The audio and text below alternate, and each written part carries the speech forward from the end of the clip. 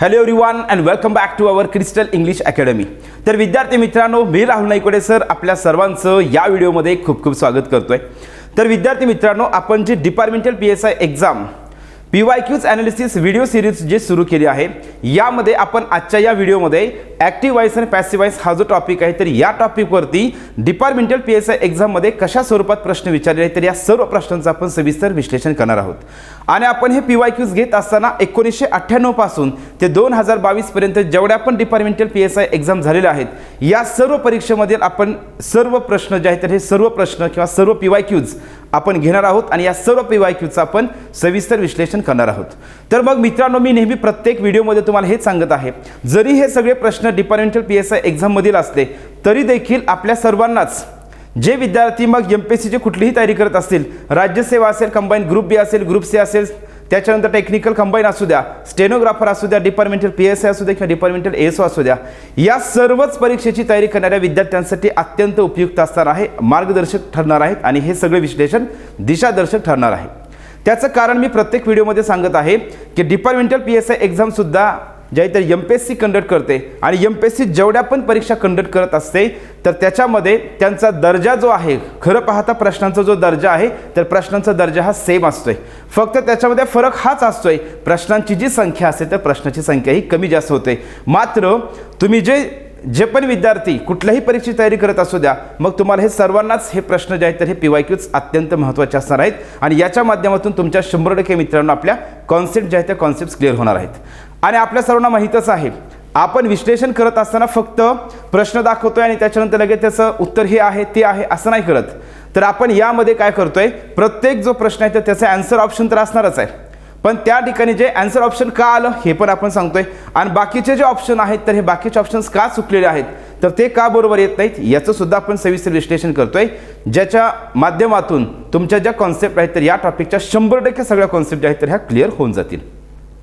आणि विशेष म्हणजे आपल्याला या ठिकाणी दोन्ही प्रकारे आपल्याला क्लिअर करायचं आहे, मग कॉन्सेप्टच्या माध्यमातून पण क्लिअर करायचं आहे आणि ट्रिक्सच्या माध्यमातून पण क्लिअर करायचं आहे। फक्त आणि फक्त आपण ट्रिक्स जर म्हणलं तर या ठिकाणी लक्षात घ्यायचं आहे मित्रांनो, ट्रिक्सच्या माध्यमातून पण कॉन्सेप्ट म्हणजे ट्रिक्सच्या माध्यमातून पण आपण प्रश्न सोडू शकतोय, परंतु आपण कॉन्सेप्ट म्हणजे शिकत असताना आपण जर कॉन्सेप्ट प्लस ट्रिक्स जर घेतल्या तर त्याचा निश्चितच परीक्षेमध्ये फायदा होतो, कारण मग MPSCने कसाही प्रश्न विचारला तरी पण आपण त्याचे उत्तर 100% लिहू शकतोय। यासाठी आपण या पद्धतीने जाणार आहोत आणि तसेच जे विद्यार्थी सरळ सेवेची तयारी करतात अशा सर्वच विद्यार्थ्यांसाठी सुद्धा हे जे PYQs असणार तर हे PYQs 100% निश्चितच दिशादर्शक व मार्गदर्शक ठरणार आहेत। आणि मित्रांनो बघा, परीक्षा ही डिपार्टमेंटल PSI असू द्या, MPSCची असू द्या किंवा सरळ सेवा असू द्या किंवा TCS असू द्या किंवा IBPS असू द्या, जरी परीक्षा ही वेगवेगळी असली तरी ग्रामरच्या कॉन्सेप्ट जे आहेत तर ग्रामरच्या कॉन्सेप्ट ह्या त्याच आहेत, फक्त या प्रत्येक परीक्षेमध्ये प्रश्न विचारायची थोडी पद्धत वेगळी असू शकते, मात्र ग्रामरच्या कॉन्सेप्ट काय आहेत त्याच आहेत। म्हणून आपल्या सर्वांना मी रिक्वेस्ट करतोय की हा जो व्हिडिओ आहे तर हा व्हिडिओ फक्त आणि फक्त डिपार्टमेंटल PSI एक्झामसाठीच नाही तर सर्वच विद्यार्थ्यांसाठी उपयुक्त आहे।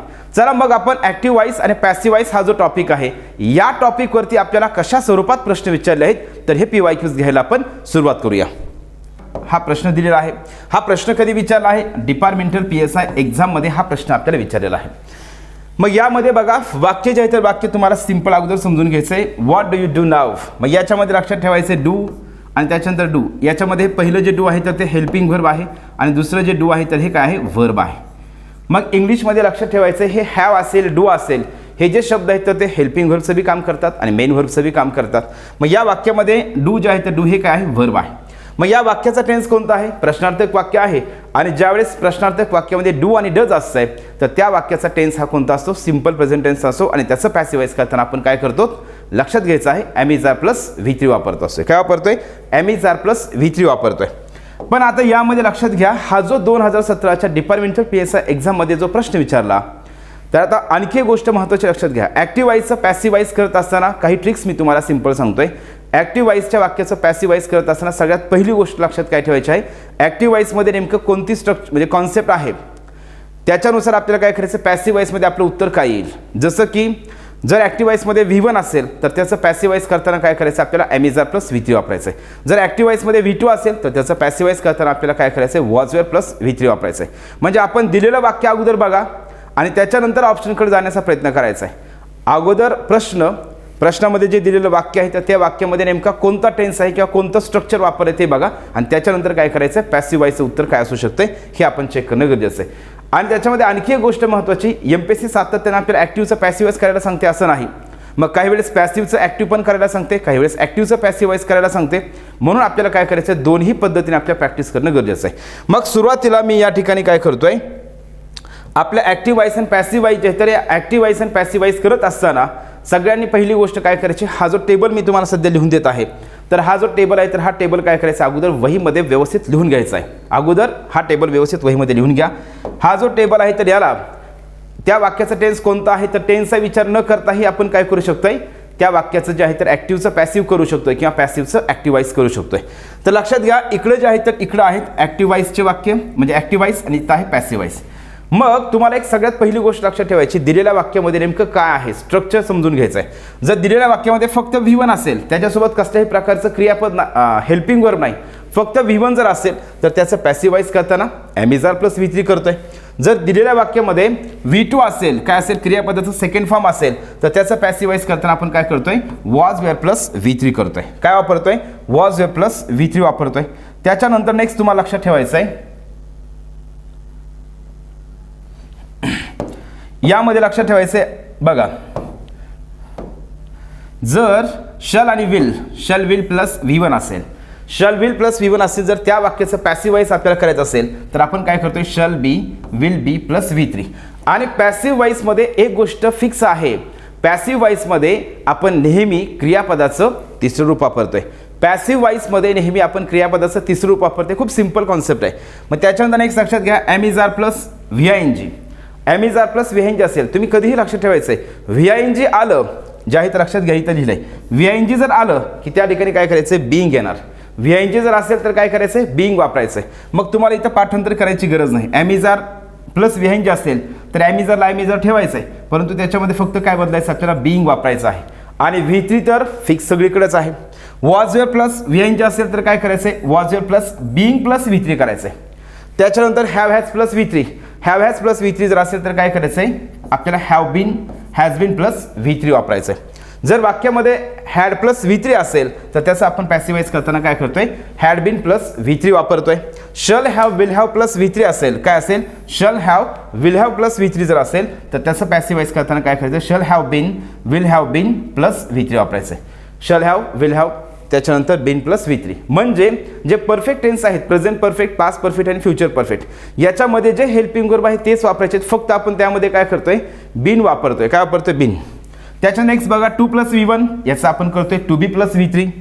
म्हणजे वाक्यामध्ये जर 2 प्लस V1 आलं, आपल्याला इन्फिनिटिव्हचं पण पॅसिव्ह वॉइस करायला सांगतात, पण वाक्यामध्ये जर 2 प्लस V1 असेल तर त्याचं पॅसिव्ह वॉइस करताना कधीही लक्षात ठेवायचं टू बी प्लस V3 वापरायचं आहे. आणि VING असेल तर त्याचं काय करायचं आहे, बिंग प्लस V3.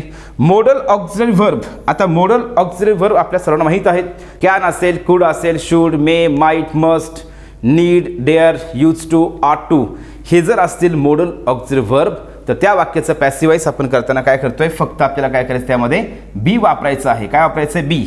म्हणजे जे मोडल आहे, कॅन असेल तर कॅनच ठेवा, कुड असेल तर कुडच ठेवायचं, जे आहे वाक्यामध्ये तेच ठेवायचं आहे. बरेच जण काय करतात, वरच्या वाक्य म्हणजे दिलेल्या वाक्यामध्ये जर कॅन असेल तर त्याचा बदल काय करतात, कुड करतात.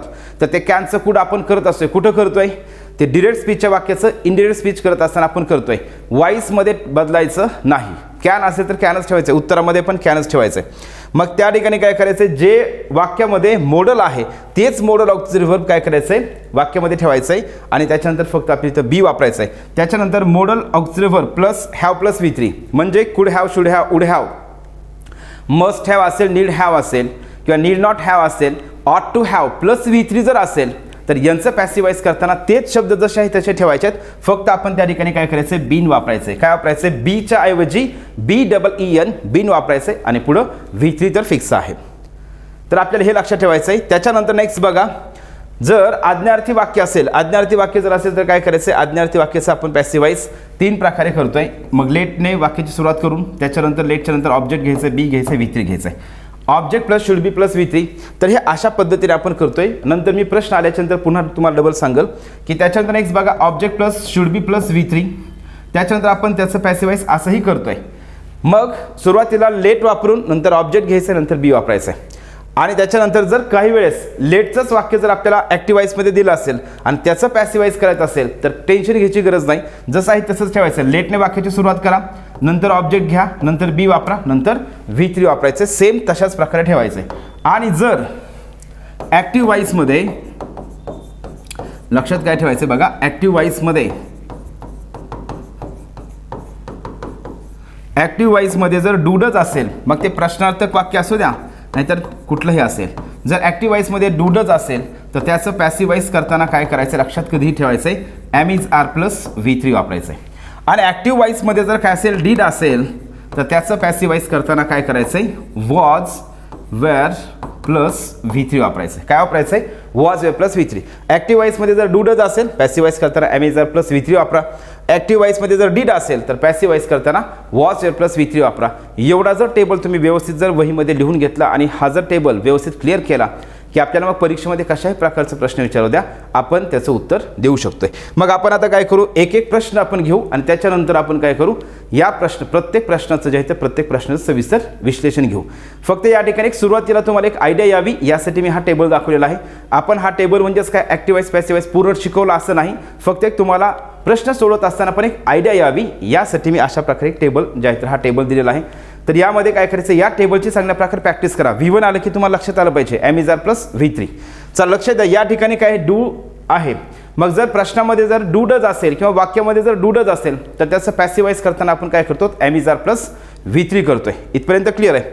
आता बघा, हा 2017चा पेपर आणि 2017च्या पेपरमधील हा प्रश्न आणि आणखी एक लक्षात घ्यायचं आहे, आत्ता जो 2022मध्ये झालेला 16 एप्रिल 2022चा झालेला जो डिपार्टमेंटल PSIचा पेपर आहे, या दोन्ही पेपरमध्ये MPSCने प्रश्न जे आहेत तर ॲक्टिव्हाइजचं पॅसिवाईज करताना खूप वेगळ्या प्रकारे आन्सर पण दिलेले आहेत.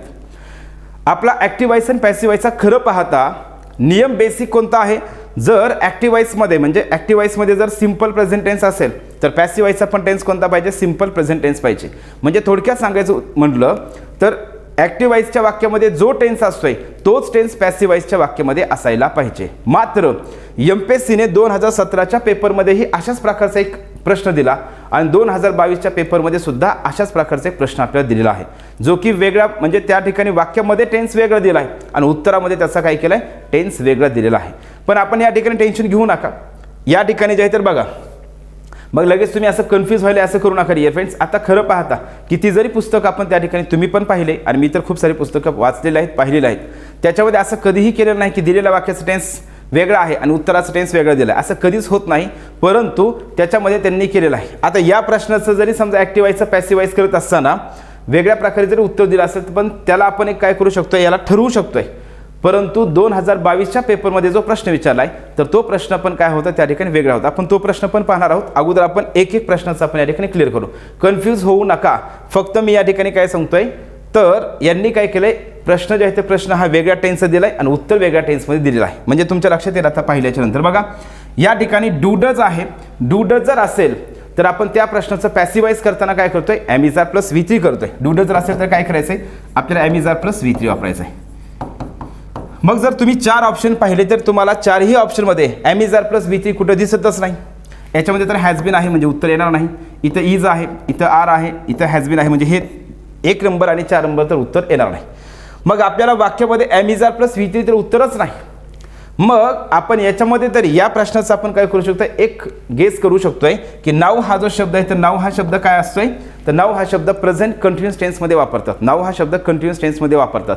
मग असं जर दिलं असेल तर आपण काय करतोय, जवळचं ऑप्शनचा विचार करून आपण काय करू शकतो, उत्तरापर्यंत पोहोचू शकतोय. मग याच्यामध्ये लक्षात घ्या, आर आहे, एम इज आर आहे, आर आहे, परंतु याच्यामध्ये काय केले, क्रियापदाचं ING प्रत्यय वापरलाय. मग आपल्याला समजलं पाहिजे की पॅसिवाईजमध्ये फिक्स काय असते, क्रियापदाचं तिसरं रूप फिक्स असते. आणि मग या ठिकाणी लक्षात घ्यायचं V3 या ठिकाणीच आहे. आणि दुसरी गोष्ट महत्त्वाची पुन्हा एकदा लक्षात घ्या, आपण डूडच जर असेल तर त्याचं पॅसिवाईज करताना आपण एम इज आर वापरतो, हॅव बीन हॅज बीन वापरत नाहीत. म्हणून पहिलं ऑप्शन आणि चौथं ऑप्शन तर सहज जे आहे तर एलिमिनेट होत आहे. मग याच्यामध्ये आपलं उत्तराचं ऑप्शन कोणतं असणार आहे, 2 नंबरचं ऑप्शन जे आहे तर 2 नंबरचं ऑप्शन या ठिकाणी बरोबर आहे. आता मी पुन्हा तेच सांगतो, इथं वेगळा टेन्स दिला, इथं वेगळा टेन्स दिला, पण उत्तराचं आपण या ठिकाणी मात्र काय करतोय, जवळचं ऑप्शन कोणतं आहे त्याचा विचार करून आपण या ठिकाणी उत्तर सांगू शकतो किंवा उत्तर आपण निवडू शकतो. ठीक आहे.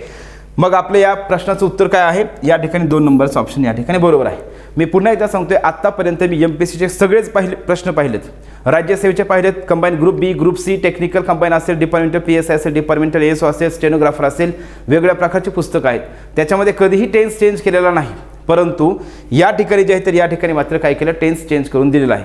पण आपण याचं उत्तरापर्यंत आपण काय करतोय, जे जवळचं क्लोज आन्सर ऑप्शन आहे तर त्याच्यापर्यंत आपण इथं जाऊ शकतोय.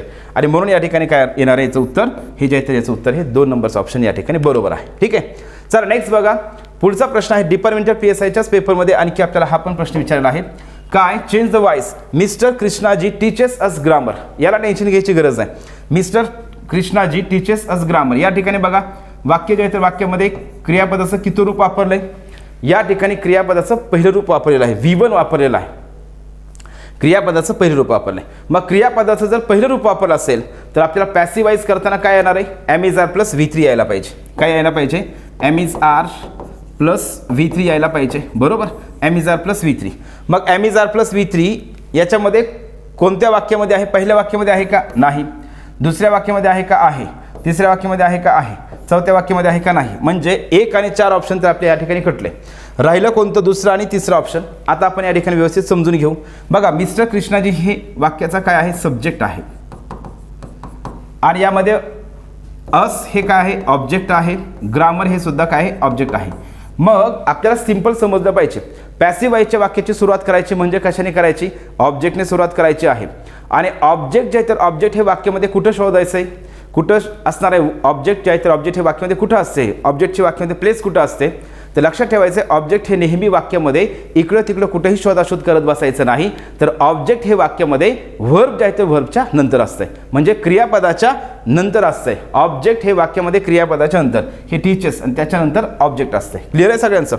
मग या ठिकाणी लक्षात घ्या, आपल्याला आपण दोन्ही प्रकारे या ठिकाणी उत्तरापर्यंत पोहोचू शकतोय. ठीक आहे, मग या ठिकाणी काय करायचं आहे? इथं पण V आहे, इथं पण आहे, म्हणजे 2 आणि 3 पैकी उत्तर आपल्या या ठिकाणी बरोबर येणार आहे.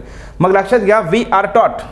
आता इथे काय आहे? We are taught by mister Krishnaji, आणि नंतर काय केलं? कॉमा देऊन ग्रामर दिलं. म्हणजे या ठिकाणी वाक्य जे आहे तर वाक्याचा सेन्स बरोबर नाही, वाक्याचे स्ट्रक्चर, वाक्यरचना या ठिकाणी बरोबर नाही.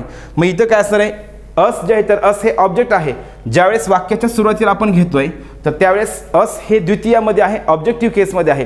त्याला वाक्याच्या सुरुवातीला घेतल्यानंतर ते काय होतंय? प्रथमामध्ये येतंय. कशामध्ये येतंय? प्रथमा. मग प्रथमा द्वितीया काय असतंय? सिंपल सांगतो, प्रथमा आणि द्वितीया काय असतंय?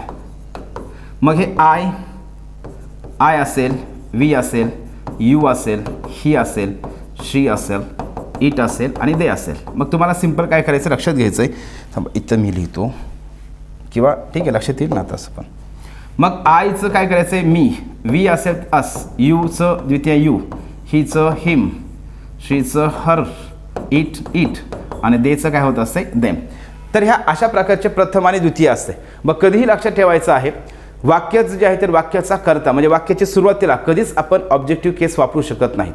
वाक्याची सुरुवात ही द्वितीयाने कधीही होत नाही, हे कायमस्वरूपी इंग्लिशमध्ये लक्षात ठेवायचं आहे. मग या ठिकाणी अस जे आहे तर असला आपल्याला काय करायचं आहे? वाक्याच्या सुरुवातीला घ्यायचं, म्हणजे ऑब्जेक्टला वाक्याच्या सुरुवातीला घ्यायचं आहे. पॅसिवाईज लिहायचं आहे, वाक्याच्या सुरुवातीला घ्यायचं आहे. पण असला अस आपण असं कधी ठेवत नसतोय, मग त्याला प्रथमामध्ये घेतोय. मग अस जे आहे तर असची प्रथमा काय असते? वी आहे. म्हणून या ठिकाणी काय केलं? वी घेतलं. वी आर टॉट. ग्रामर जे आहे ते ग्रामर जसं आहे तसंच घेतलं. आणि बाय मिस्टर कृष्णाजी या ठिकाणी, म्हणून 2 नंबरचं ऑप्शन या ठिकाणी बरोबर आहे. क्लिअर आहे सगळ्यांचं?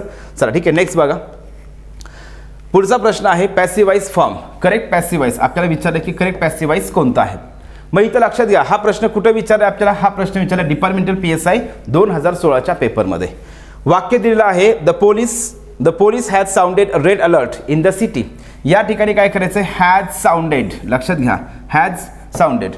मग हॅज प्लस V3 आहे. काय आहे? Has plus V3. मग आपल्याला लक्षात आलं पाहिजे, जर वाक्यामध्ये जर हॅव हॅज प्लस V3 असेल, वाक्यामध्ये जर हॅव हॅज प्लस V3 असेल तर त्याचं उत्तर काय असणार आहे? हॅव हॅज प्लस V3 जर असेल तर पॅसिवाईज करताना आपण काय करतोय? Have been, has been plus V3 वापरतोय. मग आपल्याला लक्षात आलं पाहिजे, दिलेल्या उत्तराच्या ऑप्शनमध्ये have been, has been plus V3 कुठं आहे तर ते शोधायचं आहे आपल्याला. Have been, has been plus V3 पहिल्यामध्ये आहे का? पहिल्या ऑप्शनमध्ये आहे का? तर पहिल्या ऑप्शनमध्ये have been, has been plus V3 नाही. दुसऱ्यामध्ये आहे का? हो आहे. तिसऱ्यामध्ये आहे का? आहे. चौथ्यामध्ये आहे का? तर या ठिकाणी हॅड बीन आहे. म्हणजे 1 आणि 4 ऑप्शन तर कटलेलं आहे. मग आपल्याला या ठिकाणी अगोदर समजून घ्यायचं आहे, तर या ठिकाणी 2 मध्ये पण आहे आणि 3 मध्ये पण काय आहे, या ठिकाणी बीन आहे. पण या ठिकाणी तिसऱ्या वाक्यामध्ये हॅज बीनच नाही. तिसऱ्या वाक्यामध्ये हॅज बीन आहे का, नाही. मग आपण सरळ उत्तरापर्यंत आलो. तर या ठिकाणी हे उत्तर आपलं 2 नंबरचं ऑप्शन बरोबर आहे. पण आपण थोडंसं आता या ठिकाणी काय करू, आपण समजून घेऊ. मग या ठिकाणी हा वाक्याचा कर्ता झाला आणि अ रेड अलर्ट हे काय झालं, ऑब्जेक्ट झालं. मग पॅसिवाइज करताना आपण काय करणार, ऑब्जेक्टने वाक्याची सुरुवात करणार आहोत. मग आपण ऑब्जेक्टने वाक्याची सुरुवात केली, अ रेड अलर्ट. रेड अलर्ट हे एक वचन आहे म्हणून आपण हॅज बीन वापरलं. क्रियापदाचं तिसरं रूप बाकीचं जसं आहे तसं इन द सिटी आणि त्याच्यानंतर बाय द पोलीस या ठिकाणी बरोबर आहे. ठीक आहे. बघा नेक्स्ट म्हणजे तुम्ही जर ह्या आत्ताचा जो टेबल तुम्हाला मी सांगितला, हा जर टेबल तुम्ही क्लिअर केला तर तुम्ही एकदम सहज उत्तरापर्यंत पोहोचू शकताय. तर या ठिकाणी लक्ष द्या. पुढचा जो प्रश्न आहे तर हा आहे, the doctor gave him medicine. हा प्रश्न आपल्याला विचारला आहे 2013चा जो डिपार्टमेंटल PSIचा पेपर झाला, या पेपरमध्ये प्रश्न काय विचारले बघा, पॅसिव्ह फॉर्म करा म्हणून या ठिकाणी दिलेल्या वाक्याचं काय करा, पॅसिवाइज करायला सांगितले. चला आपल्याला ॲक्टिवाइजचं पॅसिवाइज करत असताना सगळ्यात पहिली गोष्ट काय करायची आहे, दिलेल्या वाक्यामध्ये नेमकं क्रियापद कोणतं आहे, म्हणजे क्रियापदाचा फॉर्म कोणता आहे आणि हेल्पिंग वर्ब म्हणजे स्ट्रक्चर आपल्याला ओळखायचं आहे. मग याच्यामध्ये काय आहे बघा, क्रियापदाचं इथं सेकंड फॉर्म आहे. काय आहे, सेकंड फॉर्म आहे. मग आपल्याला एक गोष्ट लक्षात आली पाहिजे, जर वाक्यामध्ये क्रियापदाचं सेकंड फॉर्म असेल त्याचं पॅसिवाइज करायचं म्हणलं की लगेच तुम्हाला क्लिक झालं पाहिजे, लगेच सेकंदामध्ये काय असणार आहे, वॉज वेअर प्लस V3 असायला पाहिजे. आपल्या उत्तराच्या ऑप्शनमध्ये काय यायला पाहिजे, वॉज वेअर प्लस V3 हे उत्तराच्या ऑप्शनमध्ये यायला पाहिजे. मग पहिल्यामध्ये वॉज वेअर प्लस V3 आहे का, नाही, म्हणजे हे उत्तर चुकलं. इथं चौथ्यामध्ये पण काय हॅज बीन प्लस V3 आहे, म्हणजे या ठिकाणी उत्तर हे चुकलेलं आहे. मग आपलं ए आणि डी हे ऑप्शन तर येणार नाही, ए आणि डी हे ऑप्शन कटलं. ठीक आहे. चला लक्षात घ्यायचं आहे, मग ए आणि डी हे ऑप्शन येणार नाही. म्हणजे याच्यामध्ये बघा 1 नंबरचं ऑप्शन आहे ए आणि डी, हे उत्तर चुकलेलं आहे. ओनली सी अँड डी म्हणजे ज्याच्यामध्ये डी आणि ऑप्शन ते सुद्धा आपलं उत्तराचं ऑप्शन येऊ शकत नाही. म्हणजे 1 आणि 2 ऑप्शन चुकलेले आहेत. त्याच्यानंतर मग याचा अर्थ असा होतोय, याचा अर्थ काय होतोय बघा, म्हणजे आपण एलिमिनेशन मेथडच्या माध्यमातून सुद्धा आपण काय करतोय, डायरेक्ट उत्तरापर्यंत पोहोचतोय. पण हे कधी, जर आपल्या कॉन्सेप्ट एकदम परफेक्ट क्लिअर असतील तर. बघा याच्यामध्ये ए हे वाक्य काय चुकीचं आहे, म्हणजे ए हे उत्तर येऊ शकत नाही, म्हणजे ज्या ऑप्शनमध्ये ए आलेलं आहे तर ते चुकीचं असणार आहे. त्याच्यानंतर आपलं डी हे सुद्धा काय आहे, चुकीचं आहे ऑप्शन, म्हणजे ज्या ऑप्शनमध्ये डी आलंय ते सुद्धा काय आहे, चुकीचं आहे. म्हणजे या ठिकाणी ए म्हणजे 1 नंबरचं ऑप्शन आणि 2 नंबरचं ऑप्शन तर या ठिकाणी येणार नाही. मग आपल्याला आणखी एक गोष्ट महत्त्वाची आहे, इथं चौथा ऑप्शन काय आहे, ऑल आर करेक्ट. मग सगळेच ऑप्शन बरोबर आहेत का, तर सगळे ऑप्शन बरोबर नाहीत, कारण ए आणि डी हे चुकीचं आहे. मग ए आणि डी जर चुकीचं असेल तर हे पण ऑप्शन येऊ शकत नाही, कारण सगळेच वाक्य बरोबर नाहीत, सगळे वाक्य बरोबर नाहीत. मग मित्रांनो तुम्हाला सांगायचा उद्देश काय आहे, तर आपण अशा पद्धतीने आपल्या जर कॉन्सेप्ट क्लिअर असतील तर आपण सहज उत्तरापर्यंत पोहोचतोय. आणि मग उत्तराचं ऑप्शन काय आहे, 3 नंबरचं ऑप्शन या ठिकाणी बरोबर आहे, कारण 1 उत्तर येत नाही, 2 येत नाही, 4 येत नाही, म्हणजे उत्तर कोणतं येणार आहे, मग या ठिकाणी 3 नंबरचं ऑप्शन. मग आपण या वाक्याला बघितलं सुद्धा नाही, वाचलं सुद्धा नाही, तरी पण आपण उत्तरापर्यंत पोहोचतोय. म्हणजे आपल्या कॉन्सेप्ट जर क्लिअर असेल तर मग म्हणून मी तुम्हाला सांगतोय, अगोदर कॉन्सेप्ट क्लिअर करा, मग कॉन्सेप्ट क्लिअर केला की आपण ट्रिक्स आपण स्वतः काय करतोय, त्या ठिकाणी आपल्या स्वतःच्या ट्रिक्स त्या ठिकाणी डेव्हलप होत असतात. क्लिअर आहे. मग या ठिकाणी आता आपण बघू, हे जरी उत्तर याचं 3 नंबरचं ऑप्शन या ठिकाणी बी आणि सी बरोबर असलं तरी देखील आपल्याला काय करायचं आहे मित्रांनो, या ठिकाणी हे जे आहे तर ह्या वाक्याचं पण थोडंसं व्यवस्थित विश्लेषण आपण या ठिकाणी घेऊ. मग या ठिकाणी लक्षात घ्या, वाक्य काय दिलेलं आहे, the doctor gave him medicine. The doctor gave him medicine. मग या ठिकाणी मी काय करतोय, हे वाक्य जे तर हे वाक्य इथे लिहितो. तर बघा वाक्य काय आहे आपल्याला, the doctor gave him medicine. या वाक्यामध्ये किती ऑब्जेक्ट आहेत, या वाक्यामध्ये 2 ऑब्जेक्ट आहेत. मी सुरुवातीला तुम्हाला सांगितलं याच्यामध्ये 2 ऑब्जेक्ट आहेत, एक हिम आहे, एक मेडिसिन आहे. या ठिकाणी क्रियापदाचं किती फॉर्म आहे, सेकंड फॉर्म आहे. म्हणजे आपल्याला पॅसिवाइज करायचं आहे. पॅसिवाइजमध्ये काय असायला पाहिजे, उत्तरामध्ये काय यायला पाहिजे, वॉज वेअर प्लस V3 यायला पाहिजे. आपलं उत्तर आलंय बरोबर. ठीक आहे. फक्त मी या ठिकाणी काय करतोय, याचं पॅसिवाइज करतोय. 2 प्रकारे पॅसिवाइज याचं होणार आहे. मग लक्षात घ्यायचं आपल्याला, जर एका वाक्यामध्ये जर 2 ऑब्जेक्ट असतील तर त्या वाक्याचं पॅसिवाइज हे आपण 2 प्रकारे करतोय आणि दोन्ही प्रकारे आपल्याला पॅसिवाइज करता आलं पाहिजे, एक प्रकारेच नाही. आणि दोन्ही प्रकारे पॅसिवाइज करणं खूप सोपं आहे, इथं काही अवघड काहीच नाही. फक्त काय करायचं आपल्याला, या ठिकाणी आपल्याला ऑब्जेक्ट समजणं गरजेचं आहे. मग यामध्ये हे पण ऑब्जेक्ट आहे आणि हे पण ऑब्जेक्ट आहे. या वाक्यामध्ये किती ऑब्जेक्ट आहेत, 2 ऑब्जेक्ट आहेत. बरं, आपण ऑब्जेक्ट कसं ओळखायचं हे आपल्या बेसिकच्या लेक्चरमध्ये सांगितलं आहे. जर वाक्यामध्ये जे आहे तर क्रियापदाला जर आपण व्हॉटने प्रश्न विचारला किंवा हुमने प्रश्न विचारला तर येणार उत्तर काय असतंय, ऑब्जेक्ट असतंय. काय असतंय, येणार उत्तर हे ऑब्जेक्ट असते. मग याच्यामध्ये बघा हिम आणि मेडिसिन, आणि त्याच्यामध्ये पण आपण समजून घेतलेलं आहे, जे व्यक्तिवाचक असते तर त्याला आपण म्हणतोय इनडायरेक्ट ऑब्जेक्ट, आणि जे वस्तुवाचक असते त्याला आपण डायरेक्ट ऑब्जेक्ट म्हणतोय. मग आपण सुरुवातीला काय करू, पहिला जो प्रकार आहे तर त्याच्यानुसार जाऊ, म्हणजेच मेडिसिन जे आहे तर हे मेडिसिन ह्या ऑब्जेक्टने आपण काय करू, उत्तराची आपण सुरुवात करू. मग मेडिसिन हे घेतलं आपण सुरुवातीला. वाक्यामध्ये काय करायचं आहे, वॉज वर प्लस V3 वापरायचं आहे. मग मेडिसिन हे सिंग्युलर आहे म्हणून काय वापरायचं आहे, वॉज वापरायचं आहे. गिव जे आहे तर गिवचं तिसरं रूप काय असते, गिवन असते. Give, gave, given. मग मेडिसिन वॉज गिवन. आपल्याला जसं आहे पुन्हा वाक्य तसंच ठेवायचं आहे. फक्त लक्षात घ्या, ज्यावेळेस हे इनडायरेक्ट ऑब्जेक्ट आपण लिहितो पॅसिव्ह वॉइसमध्ये, तर त्यावेळेस काय करायचं आहे, त्याच्या अगोदर जे आहे तर काय करायचं, आपल्या इथं टू वापरायचं असते. काय वापरायचं आहे, टू वापरायचं आहे. मग काय होईल, मग मेडिसिन वॉज गिवन टू हिम, म्हणजे वाक्य आपलं मिनिंगफुल होतं आहे. आणि आपल्याला आता काय करायचं, याचं पॅसिव्हाइज करायचं आहे, पण हे इनडायरेक्ट ऑब्जेक्ट वाक्याच्या सुरुवातीला घेऊन. मग याला वाक्याच्या सुरुवातीला घ्यायचं आहे. जसं मी तुम्हाला याच्या अगोदर सांगितलं प्रथम आणि द्वितीय. मग वाक्याच्या सुरुवातीला घेत असताना हे द्वितीयमध्ये असते, ऑब्जेक्ट हे द्वितीयमध्ये असते. त्याचं नावच काय, ऑब्जेक्ट. ऑब्जेक्ट हे कशामध्ये असते, ऑब्जेक्टिव्ह केसमध्ये असते. ऑब्जेक्ट हे कशामध्ये असते, ऑब्जेक्टिव्ह केस. ऑब्जेक्टिव्ह केस म्हणजेच काय, द्वितीय म्हणतोय. आणि लक्षात ठेवायचं, पुन्हा एकदा सांगतोय, इंग्लिशमध्ये वाक्याची सुरुवात ही कधीच द्वितीयाने होत नाही. मग आपल्याला पॅसिव्हाइज तर करायचं आहे, ऑब्जेक्टने सुरुवात करायची. मग ऑब्जेक्टने सुरुवात करायची म्हणल्याच्यानंतर आपण हिमने वाक्याची सुरुवात करू शकतोय का, तर नाही. मग याचा प्रथमा काय असणार आहे, हिमचं प्रथमा जे आहे तर हिमचं प्रथमा काय आहे, या ठिकाणी ही आहे. मग वाक्याची सुरुवात आपण काय केली, हिने केली. ही साठी आपण काय वापरतोय, वॉज वापरतोय. नंतर काय घेतलं, ही वॉज गिवन. नंतर काय करायचं आहे, मेडिसिन जसं आहे तसंच. या ठिकाणी टू वापरायचं नाही. क्लिअर सगळ्यांचं. मग तुम्ही म्हणत असाल सर हे डॉक्टर कुठे गेलं, बाय, तर ह्यात वापरच नाही. मग या ठिकाणी डॉक्टर आहे तर त्याच्यामुळे बाय वापरलं काय आणि नाही वापरलं काय, या ठिकाणी काही हरकत नाही. कारण मेडिसिन हे कोण देणार आपल्याला, डॉक्टर देत असतात. प्रिस्क्रिप्शन कोण देत असतं, डॉक्टर. ठीक आहे. म्हणून या ठिकाणी काय करायचं मित्रांनो, लक्षात घ्यायचं आहे.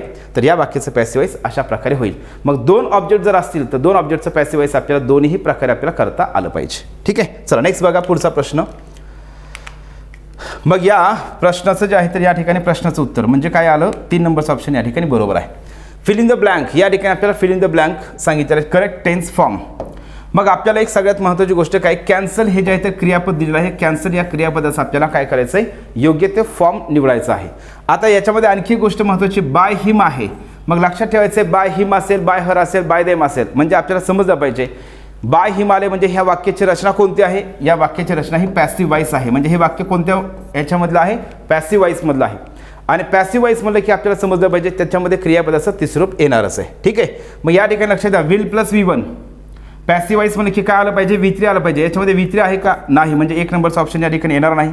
इथं बघा उड आहे, उडच्या नंतर या ठिकाणी V1च आहे, म्हणजे इथं हे पण ऑप्शन येईल का उत्तराचं, नाही येणार. त्याच्यानंतर इथं कॅन्सल्ड हे आहे, शूडच्या नंतर इथं कॅन्सल्ड आहे. पण मी तुम्हाला या ठिकाणी जे आहे तर या ठिकाणी सांगितलं, आता आपल्याला समजते शूड असेल, वुड असेल तर हे काय आहेत, मॉडल ऑक्झिलरी व्हर्ब आहेत. आपण या ठिकाणी घेतलं बघा.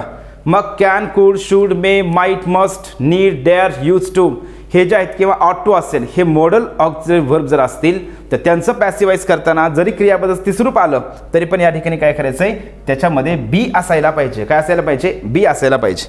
मग याच्या ऑप्शनमध्ये बी आहे का, इथं बी नाही, इथं V3 आहे परंतु बी आहे का, नाही. म्हणजे या ठिकाणी चौथं ऑप्शन पण कटलेलं आहे. तर या ठिकाणी आपलं ऑप्शन नंबर कोणतं येणार आहे, बरोबर, या ठिकाणी 2 नंबरचं ऑप्शन या ठिकाणी बरोबर आहे. मी पुन्हा एकदा सांगतोय, लक्ष द्या. आपल्याला कॉन्सेप्ट प्लस अगोदर तुम्ही समजून घेत असताना ज्यावेळेस तुमच्या आता आपण तयारी करतोय, आपण सध्या शिकत आहोत, तर तयारी करत असताना काय करा, कॉन्सेप्टने समजून घ्या. मग याचा अर्थ तुम्ही सारखं असं समजू नका, अरे कॉन्सेप्ट म्हणजेच मी तुम्हाला सारखं ही जे तर इंग्लिश शिकणं किंवा आपली इंग्लिश शिकण्याची प्रोसेस तुम्हाला डिफिकल्ट करा असं म्हणतोय, असं नाही. तुम्ही अगोदर काय करा, ही कॉन्सेप्ट क्लिअर करून घ्या. मग त्यावेळेस काय होते, तुम्ही सहज उत्तरापर्यंत पोहोचू शकताय आणि कसल्याही प्रकारचं परीक्षेमध्ये आपल्याला कन्फ्युजन होणार नाही. मग या ठिकाणी काय, विल बी प्लस V3. मग आपण पाहिलंय शल विल प्लस V1 जर असेल तर त्या वाक्याचं पॅसिव्हाइज करताना आपण काय करतो, shall be, will be plus V3 वापरतोय. आणि मग याच्यामध्ये पॅसिव्हाइजची वाक्यरचना इथे एवढीच या ठिकाणी बरोबर आहे. 4 ऑप्शनपैकी एकच ऑप्शनमध्ये पॅसिव्हाइजची वाक्यरचना दिलेली आहे आणि तेच त्याचं उत्तर आहे. क्लिअर आहे. चला नेक्स्ट बघा. ही केप्ट मी वेटिंग हे वाक्य जे आहे तर बघा, डिपार्टमेंटल PSI 2012च्या पेपरमध्ये विचारलेलं आहे. हे वाक्य किंवा अशा प्रकारचा प्रश्न MPSCने खूप वेळा विचारलेला आहे अशा प्रकारचा प्रश्न खूप वेळा MPSCने विचारला आहे. मग याच्यामध्ये सुद्धा कसल्याही प्रकारची घाबरण्याची गरज नाही. याला काय करायचं व्यवस्थित समजून घ्या अगोदर. इथे मी तुम्हाला सांगतो हे जे वाक्य तर या वाक्याचा अगोदर येस आपला जो पॅटर्न ठरलेला आहे तर तो आपण पॅटर्ननुसार जाऊ. आपल्याला सगळ्यात पहिली गोष्ट काय करायची, दिलेल्या वाक्यामध्ये व्हर्बचा फॉर्म बघायचा आहे. क्रियापदाचं पहिलं रूप आहे का, दुसरं आहे का, त्याच्यासोबत हेल्पिंग व्हर्ब कोणता आहे तर हे आपण चेक करायचं आहे. मग याच्यामध्ये बघा केप्ट हे काय क्रियापदाचं सेकंड फॉर्म आहे. कोणत्या क्रियापदाचं सेकंड फॉर्म आहे तर कीप या क्रियापदाचं सेकंड फॉर्म आहे. मग तिन्ही फॉर्म इथं लिहितो मी. कीप म्हणजेच काय V1, केप्ट हे V2 झालं, केप्ट हे V3 झालं. क्लिअर आहे सगळ्यांचं. मग ही केप्ट मी वेटिंग याच्यामध्ये ही हा काय झाला सब्जेक्ट झाला, मी हे काय आहे याच्यामध्ये ऑब्जेक्ट आहे, मी हे काय याच्यामध्ये ऑब्जेक्ट आहे. इथपर्यंत क्लिअर आहे. मग आपल्याला काय करायचं आहे आता उत्तराचं ऑप्शन निवडायचं आहे. मग उत्तराचं ऑप्शन निवडायचं आहे म्हणलं की तुम्हाला एक गोष्ट लगेच सेकंदामध्ये क्लिक झाली पाहिजे. आपल्या उत्तराच्या ऑप्शनमध्ये काय यायला पाहिजे, वॉज वेअर असायलाच पाहिजे. जिथं वॉज वेअर आहे तर त्याला काय करायचं उत्तर आपलं असणार आहे. मग याच्यामध्ये वॉज वेअर आहे का, इथं ॲम इज आर आहे म्हणजे उत्तर चुकलेलं आहे. इथं हॅव बीन आहे उत्तर चुकलेलं आहे. इथं हॅड बीन आहे उत्तर चुकलेलं आहे. डायरेक्ट आपण उत्तरापर्यंत आलोत आणि ते म्हणजेच काय 2 नंबरचं ऑप्शन या ठिकाणी बरोबर आहे. म्हणून मी तुम्हाला पुन्हा पुन्हा सांगतोय अगोदर काय करा समजून घ्या, प्रत्येक कॉन्सेप्ट व्यवस्थित समजून घ्या. मग वाक्यामध्ये V2 जर असेल तर त्याचं पॅसिवाईज करताना आपण काय करणार आहोत, वॉज वेअर प्लस V3. मग 4 ऑप्शनपैकी कोणत्या ऑप्शनमध्ये वॉज वेअर आहे, वॉज वेअर प्लस V3 आहे तर एकाच ऑप्शनमध्ये आहे, बाकीच्या ऑप्शनमध्ये वॉज वेअर प्लस V3 नाही. क्लिअर सगळ्यांचं. तर अशा पद्धतीने काय करायचं मित्रांनो आपल्याला हे लक्षात ठेवायचं. क्लिअर आहे. आणि काही पेपरमध्ये मग MPSCने काय केलं आपल्याला उलट प्रश्न दिला आहे. म्हणजेच काय पॅसिवाईजचं वाक्य दिलं आहे त्याला ॲक्टिवाईज करायला सांगितले. इथं सुद्धा घाबरायची काय गरज नाही. समजा हे I was kept waiting by him. मग या ठिकाणी तुम्हाला लक्षात ठेवायचं आहे आय वॉज केप्ट हे पॅसिवाईजचं वाक्य आहे. सॉरी हे वाक्य पॅसिवाईजचं आहे, त्याचं आपल्याला ॲक्टिवाईज करायचं आहे. मग ॲक्टिवाईज करायचं असेल तर तुम्ही एक गोष्ट लक्षात ठेवायची. कोणती बघा, जे बायच्या नंतर जो शब्द असतो ना, by him, by her, by them, by us, by Ram, by Shyam, हे जे असतंय तर ॲक्टिवाईज करताना काय करायचं त्याला वाक्याच्या सुरुवातीला घ्यायचं. मग आपल्या लक्षात ठेवायचं आहे पॅसिवाईजमध्ये बाय नंतर जो शब्द असते तर तो काय असतोय ॲक्टिवाईजच्या वाक्याचा कर्ता असतोय. खूप सोपं आहे.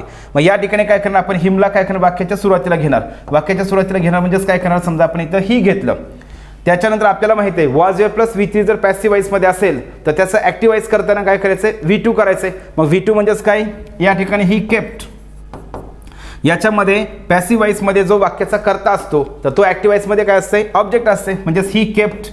मग आयची द्वितीय काय होते मी, ही केप्ट मी आणि राहिलेला शब्द जो आहे तो लिहून काढा, ही केप्ट मी वेटिंग. म्हणजे आपण अशा पद्धतीने काय करतोय पॅसिव्हचं ॲक्टिव्ह बी करू शकतोय, ॲक्टिव्हचं पॅसिवाईज पण करू शकतोय. याला टेन्शन घ्यायची गरज नाही. ठीक आहे. म्हणून मी पुन्हा एकदा तुम्हाला रिक्वेस्ट करतोय, मी जो तुम्हाला सुरुवातीला टेबल दाखवला तर तो टेबल काय करा सगळ्यांनी व्यवस्थित वहीमध्ये लिहून घ्या. त्याची 2दा 3दा 4दा 5दा काय करायची ती प्रॅक्टिस करा. पण तुम्हाला त्या ठिकाणी तो वाक्य बघितलं, त्या वाक्यामध्ये क्रियापदाचं फॉर्म बघितलं की लगेच सेकंदामध्ये क्लिक झालं पाहिजे. काय म्हणतोय मी, सेकंदामध्ये क्लिक झालं पाहिजे. आणि आपण सेकंदामध्ये जर क्लिक झालं की आपण सेकंदामध्ये उत्तरापर्यंत पोहोचतोय. यामुळं काय होतं आपल्या परीक्षेमध्ये आपला वेळसुद्धा सेव्ह होतोय. मग अशा प्रश्नांचा आपला वेळ वाचला 15 सेकंद 20 सेकंद जर आपला वेळ वाचला तर हेच 15 सेकंद 20 सेकंद आपण काय करतो पुढच्या दुसऱ्या प्रश्नासाठी आपण ते देऊ शकतोय. ठीक आहे. चला नेक्स्ट बघा. पुढचा प्रश्न जो आहे तर पुढचा प्रश्न विचार करेक्ट पॅसिवाईज करायला सांगितलं आहे. हा प्रश्न विचारला डिपार्टमेंटल PSI 2012च्या पेपरमध्ये विचारलेला आहे. वाक्य बघा, the chairman was ringing the bell.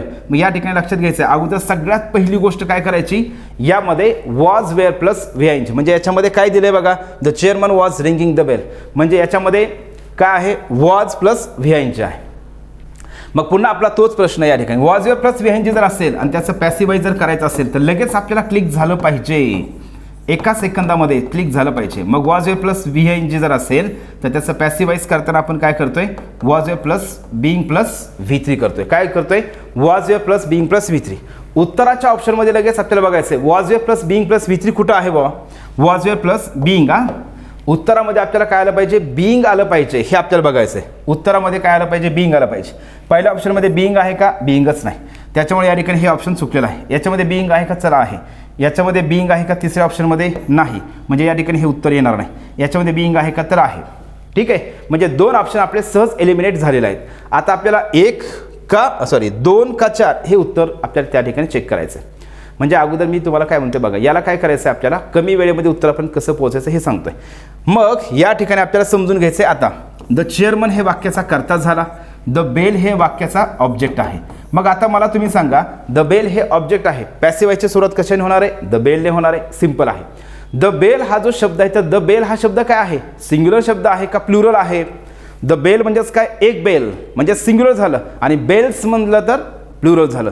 मग द बेल हा शब्द सिंग्युलर आहे. मग सिंग्युलर जर असेल तर त्याच्यामध्ये द बेलच्या नंतर आपण वॉज वापरणार का वेअर वापरणार? द बेल हा सिंग्युलर असल्यामुळे वॉज आपण या बेलच्या नंतर काय करतोय? वॉज वापरतोय, कारण आपण वॉज हे सिंग्युलरसाठी वापरतो आणि वेअर हे प्लुरलसाठी वापरतोय. मग या ठिकाणी उत्तरामध्ये द बेलच्या नंतर काय असायला पाहिजे? वॉज असायला पाहिजे. काय असायला पाहिजे? वॉज असायला पाहिजे. मग द बेल वॉज, इथं काय आहे? द बेल वेअर, म्हणजे इथंच उत्तर आपलं चुकलेलं आहे. हे बघा, वेअर वापरलेलं आहे. वाक्याचा करता सिंग्युलर आहे. मग द बेल हे सिंग्युलर असल्यामुळं त्या ठिकाणी आपल्याला काय करायचं? वॉज वापरायचं आहे. आणि म्हणून उत्तराचं ऑप्शन 100% बरोबर कोणतं आहे? मग या ठिकाणी दुसऱ्या नंबरचं ऑप्शन या ठिकाणी बरोबर आहे. क्लिअर आहे? याच्यामध्ये बघा सगळं बरोबर वापरलं आहे, फक्त इथं काय केलं? वाक्याचा करता द बेल हा या ठिकाणी सिंग्युलर आहे, तरी पण इथं वेअर वापरले म्हणून उत्तर चुकलेलं आहे. मग आपल्याला अशा जर आपल्या संकल्पना क्लिअर असेल तर आपण उत्तरापर्यंत सहज पोहोचतोय, आणि ती पण अचूक उत्तरापर्यंत कमी वेळेमध्ये. ठीक आहे, चला नेक्स्ट बघा. या ठिकाणी आहे shut the door, passive form करायला सांगितलेलं आहे. मग या ठिकाणी शट द डोअर, हे शट द डोअर हे आपल्याला अगोदर वाक्याचा प्रकार समजून घ्यायचा आहे. शट द डोअर म्हणजेच काय? दरवाजा बंद कर, म्हणजे हे काय आहे? आज्ञा आहे. म्हणजेच हे वाक्य कोणतं आहे? आज्ञार्थी वाक्य आहे. आणि मग आज्ञार्थी वाक्य जे आहे, तर आज्ञार्थी वाक्य लक्षात द्या, आज्ञार्थी वाक्य जे असते ॲक्टिव्ह वॉइसमध्ये, आज्ञार्थी वाक्य जर ॲक्टिव्ह वॉइसमध्ये असेल तर त्याची वाक्याची सुरुवात ही V1 ने होते. आणि त्या वाक्याचं जर आपल्याला पॅसिव्ह वॉइस करायचं असेल, त्या वाक्याचं जर आपल्याला पॅसिव्ह वॉइस करायचं असेल तर आपण पॅसिव्ह वॉइस कसं करतोय? तर बघा, आज्ञार्थी वाक्याचं पॅसिव्ह वॉइस हे आपण किती प्रकारे करतोय? 3 प्रकारे पॅसिव्ह वॉइस करतोय. पहिला प्रकार आहे कुठला? वाक्याची सुरुवात लेटने करा, नंतर त्याच्यानंतर ऑब्जेक्ट घ्या, नंतर बी वापरा, आणि त्याच्यानंतर V3 वापरा. दुसरा प्रकार आहे ऑब्जेक्ट वापरून शुड बी प्लस V3 वापरायचं आहे. आता बऱ्याच पेपरमध्ये काय केलेलं असते लक्षात घ्या सगळेजण, बऱ्याच पेपरमध्ये आपल्याला या ठिकाणी लक्षात घ्यायचं आहे. तर त्यामध्ये काय करतात? लेट देतात, ऑब्जेक्ट घेतात, परंतु त्या वाक्यामध्ये शुड वापरलेलं असते. मग त्याच्यामध्ये लक्षात तुम्हाला ठेवायचं आहे, लेटच्या वाक्यामध्ये काय करायचं? पॅसिव्ह वॉइस करताना शुड वापरायचं नाही. लेटच्या वाक्यामध्ये पॅसिव्ह वॉइस करताना शुड वापरायचं नाही. लेट, ऑब्जेक्ट आणि त्याच्यानंतर बी वापरायचं आहे. आणि तिसरा प्रकार जो आहे, तर वाक्याच्या अर्थानुसार, वाक्याच्या मिनिंगनुसार काय करायचं आहे? मग वाक्यामधून, आज्ञार्थी वाक्यामधून जर विनंती केली असेल तर आपल्याला काय करायचं आहे? यू आर रिक्वेस्टेड म्हणायचं आहे. जर आज्ञार्थी वाक्यामधून जर आपल्याला आज्ञा केली असेल तर यू आर ऑर्डर्ड म्हणायचं आहे. आणि आज्ञार्थी वाक्यामधून जर आपल्याला सल्ला दिला असेल तर आपण काय करायचं? त्या ठिकाणी यू आर ॲडवाईज म्हणायचं आहे. आणि त्याच्यानंतर मात्र पुढचं जे क्रियापदाचं 2 + V1 2 + V1 जसं आहे तसंच ठेवायचं आहे. मग या ठिकाणी बघा वाक्य काय आहे? Shut the door. काय आहे? Shut the door. मग या ठिकाणी लेट, मग तुम्ही काय केलं असतं? समजा लेट जे आहे तर लेटचं आपण त्या ठिकाणी पाठ केलं असतं. मग आपण अगोदर इथं चेक करू लेटचं ऑप्शन या ठिकाणी बरोबर येतंय का नाही. चला ठीक आहे, बघा मग लक्षात घ्या. येस, आता इथं लक्षात घ्यायचं पहिलं, you shut the door. Option काय आहे? शट द डोअर हे आज्ञार्थी वाक्य आहे. आज्ञार्थी वाक्याचं आपल्याला पॅसिव्ह वॉइस करायचं आहे. मग त्याची सुरुवात कशाने झाली पाहिजे? लेटने. मग पहिल्यामध्ये लेट आहे का? नाही. बरं, यू असलं तरी पण काय असायला पाहिजे? You are. त्याच्यानंतर काय पाहिजे? क्रियापदाचं तिसरं रूप. पहिल्या ऑप्शनमध्ये नाही. दुसऱ्या ऑप्शनमध्ये यू आर ऑर्डर्ड आहे, बरोबर आहे. पण या वाक्यामध्ये बघा शट क्रियापद कोणतं दिलं आहे? शट हे क्रियापद दिलेलं आहे. आणि याच्यामध्ये काय केलेलं आहे? क्रियापदच चेंज केलेलं आहे. टू क्लोज दिलेलं आहे, त्याच्यामुळे क्रियापद चेंज केल्यामुळे हे पण ऑप्शन येणार नाही. यू आर ऑर्डर इथपर्यंत बरोबर होतं, पण याच्यामध्ये काय केलं लक्षात घ्यायचं आहे, इथं टू क्लोज दिलेलं आहे म्हणजे क्रियापद चेंज केलं आहे. दिलेल्या वाक्यामध्ये शट आहे आणि उत्तराच्या ऑप्शनमध्ये क्लोज दिलेलं आहे. म्हणजे असं क्रियापद पण चेंज करायचं नाही. जे उत्तरामध्ये जे प्रश्नामध्ये क्रियापद आहे तेच आपल्याला काय करायचं आहे? क्रियापदासमोर तेच थर्ड फॉर्म वापरायचं आहे, पण क्रियापद तो शब्द बदलायचा नाही. या ठिकाणी हे उत्तर येणार नाही. चला आपल्याला पुढं पाहायचं आहे. वाक्याची सुरुवात लेटने झालेली आहे का? यस झालेली आहे. त्याच्यानंतर नेक्स्ट काय? ऑब्जेक्ट आहे का? यस आहे. इथं ऑब्जेक्टच्या नंतर बी आहे का? यस बी आहे. आणि शटचं तिसरं तेच असते. मग कधीही लक्षात ठेवायचं शट जे आहे तर शटचं क्रियापदाचं तिसरूप, सेकंड फॉर्म, थर्ड फॉर्म आणि या ठिकाणी लक्षात घ्यायचं V1 V2 V3 सारखंच असते. V1 V2 आणि V3. मग shut shut shut, cut cut cut, put put put, set set set. त्याच्यानंतर रीड रेड रेड, म्हणजे रीडचं पण स्पेलिंग तेच असतंय. आपल्याला या ठिकाणी हे लक्षात घ्यायचं आहे. क्लिअर आहे सगळ्यांचं? मग या ठिकाणी उत्तर आपलं काय झालं हे आलं. आता दुसरी गोष्ट, ह्याचं उत्तर बघा, आपण एका सेकंदामध्ये उत्तरपर्यंत पोहोचतोय. हे वाक्य आज्ञार्थी वाक्य पण होकारार्थी वाक्य. या ठिकाणी काय करायचं? आज्ञार्थी वाक्य जर होकारार्थी असेल तर उत्तर पण होकारार्थीच होणार आहे, नकारार्थी होणार नाही. मग याच्यामध्ये नॉट दिसतं की आपण डायरेक्ट समजायचं आहे अरे वा हे उत्तराचं ऑप्शन होऊ शकत नाही. मग उत्तर आपलं कोणतं बरोबर आलं 3 नंबर. मग हे 3 नंबर आपलं उत्तर तर आलंच, पण आपण स्ट्रक्चर पण या ठिकाणी समजून घेतलंय.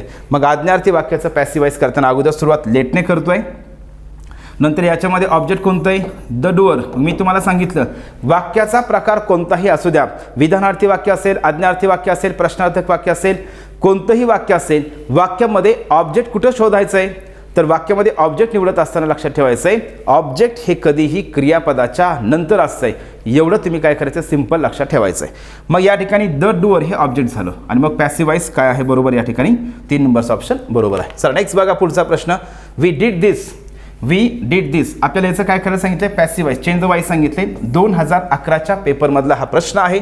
डीड जे आहे तर डीड लक्षात ठेवा, डीड म्हणजेच या ठिकाणी V2 समजा ठीक आहे. ओके सर आपण तर एक सिंपल घेतलं V2 तर आहेच आहे, परंतु मी या ठिकाणी तुम्हाला सिंपल सांगितले जर ॲक्टिवाईजच्या वाक्यामध्ये डीड असेल तर त्याचं पॅसिवाईज करत असताना काय करायचं आपल्याला वॉज वेअर प्लस V3 वापरायचं आहे. मग आपल्याला सहज समजलं पाहिजे या वाक्यामध्ये डीड आहे, मग आपल्या पॅसिवाईजच्या वाक्याचं उत्तर हे काय असणार आहे त्याच्यामध्ये वॉज वेअर प्लस V3 असायला पाहिजे. मग वॉज वेअर प्लस V3 कुठं आहे याच्यामध्ये 2 नंबरमध्ये तर हॅज आहे, उत्तर येणार नाही. हॅज आहे उत्तर येणार नाही, म्हणजे 2 नंबरचं ऑप्शन या ठिकाणी उत्तर असं येऊ शकत नाही. चला नेक्स्ट बघायचं आपल्याला या ठिकाणी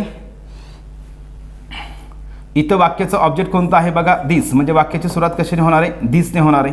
मग दिस हे वाक्याची सुरुवात झाली, दिसने वाक्याची सुरुवात आपण घेतली. दिस हे सिंग्युलर आहे म्हणून आपण या ठिकाणी वॉज वापरलं. डीड जे आहे तर डीडचं तिसरं रूप काय असतं डू, डीड आणि डन. मग डू हे V1 झालं, डीड हे V2 झालं आणि डन हे काय झालं V3 झालं. मग याचं उत्तर म्हणजे तिसरं फॉर्म काय आहे done.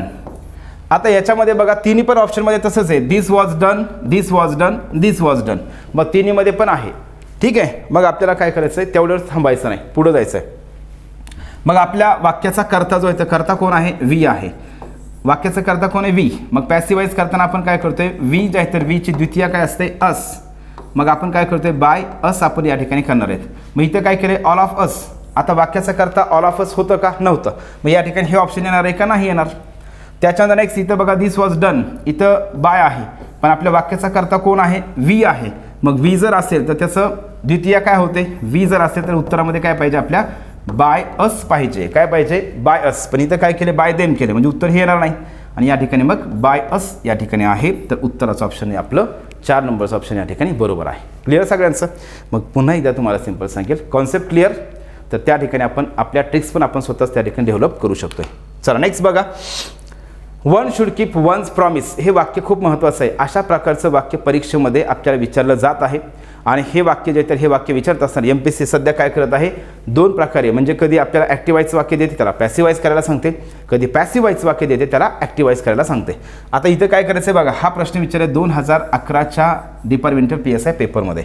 One should keep one's promise, one should keep one's promise असं वाक्य आलं की तुम्हाला सगळ्यात पहिली गोष्ट लक्षात ठेवायची आहे तर ती म्हणजेच काय वाक्यामध्ये जर वन असेल तर त्या ठिकाणी आपल्या उत्तरामध्ये बाय वन वगैरे आपण वापरत नाहीत. दुसरी गोष्ट महत्त्वाची ज्यावेळेस काय असते one should keep one's promise असं जे दिलेलं असते. आता याचा वाक्याचा कर्ता कोण आहे वन हा सब्जेक्ट आहे. त्याच्यानंतर नेक्स्ट कीप हे काय आहे V1 आहे. मॉडल ऑक्झिलरी व्हर्ब काय आहे हे शुड हे मॉडल ऑक्झिलरी व्हर्ब झालं आणि वन्स प्रॉमिस हे ऑब्जेक्ट आहे. पण पॅसिवाईज करत असताना वाक्याची सुरुवात वन्स प्रॉमिसने करायची नाही, वन्स प्रॉमिसने करायची नाही हे आपल्याला काय करायचं याच्यामध्ये लक्षात ठेवायचं आहे. ठीक आहे. मग आपल्याला या ठिकाणी वन्स प्रॉमिसने वाक्याची सुरुवात करायची नाही म्हणतोय, वन्स प्रॉमिसने वाक्याची सुरुवात करायची नाही. मग या ठिकाणी वन्स प्रॉमिस हे येत नसतंय लक्षात घ्या सगळेजण. वाक्याची सुरुवात कधीच करायची नाही. असे जे वाक्य असतात ना तर अशा वाक्य आल्याच्यानंतर वाक्याची सुरुवात ही वन्स प्रॉमिस म्हणजे वन्स शब्द जो आहे तर त्याने करायचे नाही. मग याच्यामध्ये काय असते one should love one's neighbour, one should love one's neighbour, one should love one's country असं वन्स नेबर वन्स कंट्री असं जर दिलं असेल तर त्याचं पॅसिवाईज करताना आपण काय करतोय ते वन्स वगैरे आपण वापरत नाहीत. ठीक आहे. तर हे आपल्याला काय करायचं लक्षात ठेवायचं म्हणजे हे उत्तर येणार नाही. त्याच्यानंतर आपल्याला काय करायचं शुड आहे. मग शुड जर असेल तर त्याचं पॅसिवाईज करताना आपण काय करणार मॉडल ऑक्झिलरी व्हर्ब असेल तर आपल्याला तेच मॉडल ऑक्झिलरी व्हर्ब ठेवायचं आहे. फक्त आपल्याला तिथं काय करायचं आहे B प्लस V3 वापरायचं आहे. काय वापरायचं आहे B प्लस V3 वापरायचं आहे. मग याच्यामध्ये बघा पहिल्या ऑप्शनमध्ये काय शुड हॅव आहे म्हणजे हे उत्तर येणार नाही. इथं काय शुड बी प्लस V3 आहे. चला ठीक आहे. याच्यामध्ये चौथ्यामध्ये काय अ प्रॉमिस दिलं आहे परंतु याच्यामध्ये काय केलं शुड हॅव दिलेलं आहे. हे उत्तर येईल का नाही, कारण वाक्यामध्ये जर ॲक्टिव्ह वॉइसच्या वाक्यामध्ये जर मोडल ऑक्झिलरी व्हर्ब असेल तर तुम्ही कसल्याही प्रकारे प्रश्न देऊ द्या, घाबरू नका आणि काही कन्फ्यूज होऊ नका. आपला जो नियम आहे तर त्या नियमाला स्टिक राहायचं आहे. मग मॉडल ऑक्झिलरी व्हर्ब जर असेल तर त्याचं पॅसिवाईज करताना आपल्याला उत्तरामध्ये काय पाहिजे, बी आलं पाहिजे. काय आलं पाहिजे, बी आलं पाहिजे. आणि मग बी कुठं आहे, इथं पण आहे, इथं पण आहे. पण मी तुम्हाला सांगितलं हे तर ऑप्शन येणार नाही. मग उत्तराचं ऑप्शन कोणतं झालं आपलं बरोबर, या ठिकाणी 2 नंबरचं ऑप्शन या ठिकाणी बरोबर आहे. ठीक आहे. मग हे असं वाक्य आलं की काय करायचं, उत्तर लिहित असताना आपण अशा पद्धतीने लक्षात ठेवायचं आहे. आणि दुसरी गोष्ट महत्त्वाची आपल्याला मग MPSC काय करते, अ promise should be kept, a promise should be kept असं वाक्य देते आणि त्याचं ॲक्टिवाईज करायला सांगते. मग अशा वेळी मात्र काय करायचं आहे, हे वाक्य तुम्ही काय करा, वहीमध्ये व्यवस्थित लिहून घ्या. वहीच्या शेवटच्या पेजेसवरती काय करा, एक वहीला एक 7-8-10 पेजेस काय करा, शेवटी असे IMP कॉन्सेप्ट म्हणून काय करा त्यामध्ये टाका.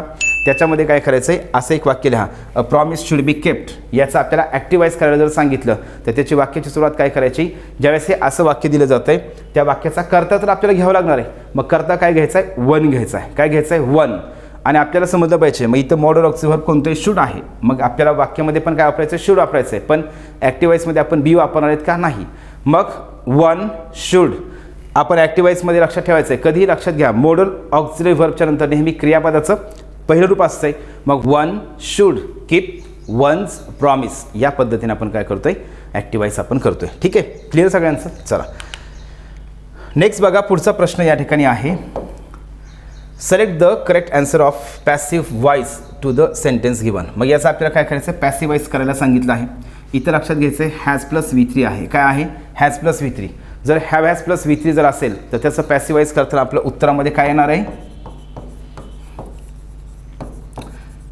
काय येणार आहे, have been has been plus V3 येणार आहे. काय येणार आहे, have been has been plus V3. मग याच्यामध्ये तुम्हाला समजून घ्यायचं आहे have been has been plus V3. बघा या वाक्यामध्ये my have been has been plus V3 आपल्या ऑप्शनमध्ये, उत्तराच्या ऑप्शनमध्ये कुठं आहे, have been has been plus V3. पहिल्यामध्ये तर हॅड बीन आहे म्हणजे उत्तर येणार नाही. दुसऱ्यामध्ये हॅज बीन आहे, तिसऱ्यामध्ये पण आहे. चला ठीक आहे. चौथ्यामध्ये आहे इज स्टोलन म्हणजे या ठिकाणी 1 नंबर आणि 4 नंबरचा ऑप्शन या ठिकाणी उत्तराचा ऑप्शन येऊ शकत नाही. राहिला प्रश्न आता आपलं 2 का 3 बरोबर आपल्या इथं समजून घ्यायचं आहे. माय पेन हे वाक्याचं ऑब्जेक्ट आहे. आता मला सांगा माय पेन हा शब्द सिंग्युलर आहे का प्लुरल आहे. मग माय पेन हा शब्द काय आहे, सिंग्युलर आहे. मग सिंग्युलर असल्यामुळे आपण माय पेनच्या नंतर आपण हॅज वापरणार का हॅव वापरणार, तर निश्चितच उत्तर काय आहे, हॅज वापरणार. कारण आपण माय पेन हा शब्द काय आहे, सिंग्युलर आहे. आणि त्याच्यानंतर आपण येणार हेल्पिंग व्हर्ब पण काय करतोय, सिंग्युलर वापरतोय. आणि मग कुठलं उत्तर असणार आहे असं, माय पेन हॅज बीन. मग या ठिकाणी हॅज हे आपण काय करतो, एकासाठी वापरतो आणि हॅव हे आपण अनेकांसाठी वापरतोय. ठीक आहे. सर नेक्स्ट बघा, I found a whole new world in Anne Frank's diary. या ठिकाणी आपल्याला हा प्रश्न विचारलेला आहे. तर याच्यामध्ये लक्षात घ्या क्रियापदाचं आपलं मेन फॉर्मॅट लक्षात घ्यायचं आहे. इथं आहे फाउंड हे क्रियापद आहे. याचं क्रियापदाचं इथं काय आहे, सेकंड फॉर्म वापरलेला आहे. पुन्हा तेच मग आपल्या उत्तरामध्ये काय येणार आहे, उत्तरामध्ये पॅसिवाईज करायचं. याच्या उत्तरामध्ये काय असायला पाहिजे, वॉज वेअर प्लस V3 असायला पाहिजे. मग कुठं आहे वॉज वेअर प्लस V3 आपल्याला चेक करायचं आहे. पहिल्या ऑप्शनमध्ये काय बघा, हॅज बीन दिलेलं आहे मग उत्तर येणार नाही. दुसऱ्या वाक्यामध्ये हॅज बीन दिलेलं आहे, उत्तर येणार नाही. तिसऱ्या वाक्यामध्ये पण हॅज बीन दिलेलं आहे, उत्तर येणार नाही. डायरेक्ट आपलं उत्तर आलं 4 नंबरचं ऑप्शन. इतक्या फास्ट आणि इतक्या कमी वेळेमध्ये आपण उत्तरापर्यंत पोहोचतोय. पण कधी, पुन्हा तेच आपली कॉन्सेप्ट क्लिअर असेल तर. ठीक आहे. चला नेक्स्ट बघा, पुढचा प्रश्न, द पिऊन ओपन द गेट. या ठिकाणी ओपन हा क्रियापद आहे आणि याच्यामध्ये क्रियापदाचा कोणता फॉर्म आहे, सेकंड फॉर्म आहे. क्रियापदाचा सेकंड फॉर्म आहे म्हणजे उत्तरामध्ये काय येणार आहे, वॉज वेअर प्लस V3 येणार आहे. मग वॉज वेअर प्लस V3 कुठं आहे, याच्यामध्ये तर इज आहे म्हणजे उत्तर चुकलेलं आहे. इथं तर हॅज आहे, उत्तर चुकलेलं आहे. इथं विल बी आहे, उत्तर चुकलेलं आहे. उत्तर कोणतं येणार आहे आपलं, या ठिकाणी 2 नंबरचं ऑप्शन या ठिकाणी उत्तर येणार आहे. मग वाक्यामध्ये जर V2 असेल तर त्याचं पॅसिवाईज करताना आपण काय करतोय, वॉज वेअर प्लस V3 वापरतोय. मग वॉज वेअर प्लस V3 4 ऑप्शनपैकी कुठल्या ऑप्शनमध्ये आहे, फक्त एकाचमध्ये आहे आणि ते म्हणजे 2 नंबरचं ऑप्शन. ठीक आहे. नेक्स्ट बघा, हू हॅज डन दिस. या ठिकाणी आपल्याला प्रश्न विचारला, पॅसिवाईज करायचं आहे. प्रश्न हा हूने सुरू होणारा प्रश्न आहे, हूने सुरू होणारा प्रश्न. मग या ठिकाणी लक्षात घ्यायचं आहे, इथं आपल्याला अगोदर सगळ्यात पहिली गोष्ट लक्षात ठेवायची, इथं वाक्यामध्ये क्रियापद आणि हेल्पिंग व्हर्ब आपण सुरुवातीला चेक करायचं. हे चेक केलं की आपण बऱ्यापैकी उत्तरापर्यंत पोहोचतोय. मग हॅज प्लस V3 आहे. हॅज प्लस V3 जर असेल तर पॅसिवाईज करताना आपल्याला काय करायचं आहे, हॅज बीन किंवा हॅव बीन प्लस V3 असायला पाहिजे. Have been has been plus V3 उत्तरामध्ये. मग यामध्ये लक्षात घ्यायचं, चला मला असं वाटतं की सगळीकडे दिलेलं आहे हॅज बीन. आता आपल्याला काय करायचं आहे, आपल्याला या ठिकाणी मग स्ट्रक्चर आपल्याला व्यवस्थित समजून घ्यायचं आहे. ज्या वेळेस हूने सुरू होणारा प्रश्न असतो तर त्यावेळेस उत्तरामध्ये आपल्याला काय करायचं चेक करायचं आहे. मग हूच्या प्रश्नाचं पॅसिव्ह वॉइस अगोदर समजून घ्या. हूच्या प्रश्नाचं पॅसिव्ह वॉइस आपण 2 प्रकारे करतोय. किती प्रकारे करतोय? 2 प्रकारे लक्षात घ्यायचं आहे. पहिला प्रकार आहे बाय हुम वापरून. वाक्याची सुरुवात आपण काय करतो? बाय हुमने करतो आणि बाय हुम वापरल्याच्यानंतर काय करायचं आहे? योग्य ते हेल्पिंग व्हर्ब आपण त्या ठिकाणी घेतोय. आणि दुसरा प्रकार जो आहे तो दुसरा प्रकार हा आहे आपण हूच्या प्रश्नाचे पॅसिव्ह वॉइस हे आपण हूने पण करतोय वाक्याच्या सुरुवातीला, पण वाक्याच्या सुरुवातीला जर हू असेल तर वाक्याच्या शेवटी काय पाहिजे? बाय पाहिजे. काय पाहिजे? बाय पाहिजे. हे लक्षात घ्या. हूने वाक्याची सुरुवात केली तर वाक्याच्या शेवटी बाय पाहिजे. क्लिअर आहे सगळ्यांचं? म्हणजे बाय हुमने पण सुरुवात करू शकतोय आणि हूने पण सुरुवात करतोय. इथं पण आपलं सेम तसंच हूच्या नंतर हेल्पिंग व्हर्ब. ठीक आहे. मग आपण आतापर्यंत एक काम केलंय. हूच्या प्रश्नाचं पॅसिव्ह वॉइस म्हणजे की आपण डायरेक्ट काय करतो? डोक्यामध्ये ठेवलेलं आहे बाय हुमने करायचंय. पण आता MPSC आपल्याला काय करते? मुद्दामून आपल्याला कन्फ्यूज करण्यासाठी अशा प्रकारे प्रश्न विचारते. मग तुम्हाला हे दोन्ही माहिती असलं पाहिजे. हूच्या प्रश्नाचं पॅसिव्ह वॉइस बाय हुमने पण करतात आणि हूने पण करतात. पण हूने जरी केलं असेल तर सगळ्यात पहिली गोष्ट, महत्त्वाची गोष्ट काय करायची? वाक्याच्या शेवटी म्हणजे क्वेश्चन मार्कच्या अगोदर बाय असणं कंपल्सरी आहे. जर बाय असेल तरच ते उत्तर असू शकते. मग या ठिकाणी आपण चेक करूया. मग हूच्या प्रश्नाचं पॅसिव्ह वॉइस आपण काय करतोय? बाय हुमने किंवा हूने करतोय. मग इथं चला ठीक आहे, हू आहे पण याच्या शेवटी बाय आहे का नाही म्हणजे उत्तर हे चुकलेलं आहे. इथं बाय हुम आहे असू शकते उत्तर, बघू आपण पुढं. इथं तर धीसने वाक्याची सुरुवात केली म्हणजे या ठिकाणी उत्तर येऊ शकत नाही. आणि इथं काय केले? बाय हू वापरलेलं आहे. बाय हूने वाक्याची सुरुवात होते का नाही? मी तुम्हाला काय सांगितलं? हूच्या प्रश्नाचं पॅसिव्ह वॉइस करत असताना एकतर बाय हुम पाहिजे नाहीतर हू असायला पाहिजे. पण हू जर सुरुवातीला असेल तर वाक्याच्या डायरेक्ट म्हणतोय मी, वाक्याच्या शेवटी बाय असतंय. बाय हू वापरलं जात नाही. मग आपल्याला अशा प्रकारे जर आपला नियम परफेक्ट असेल तर आपण कसल्याही प्रकारे प्रश्न कितीही विचारू द्या, आपण कसल्याही प्रकारे थोडं पण आपण कन्फ्यूज होऊ शकत नाहीत. मग बघा ना, मग 1 नंबर येत नाही, 3 नंबर येत नाही, 4 नंबर येत नाही. उत्तर आपलं कोणतं? डायरेक्ट या ठिकाणी 2 नंबरचं ऑप्शन या ठिकाणी बरोबर आहे. मग बाय हुम वापरलं, त्याच्यानं दिस जे आहे तर या ठिकाणी लक्षात घ्या दिस हे काय ऑब्जेक्ट आहे.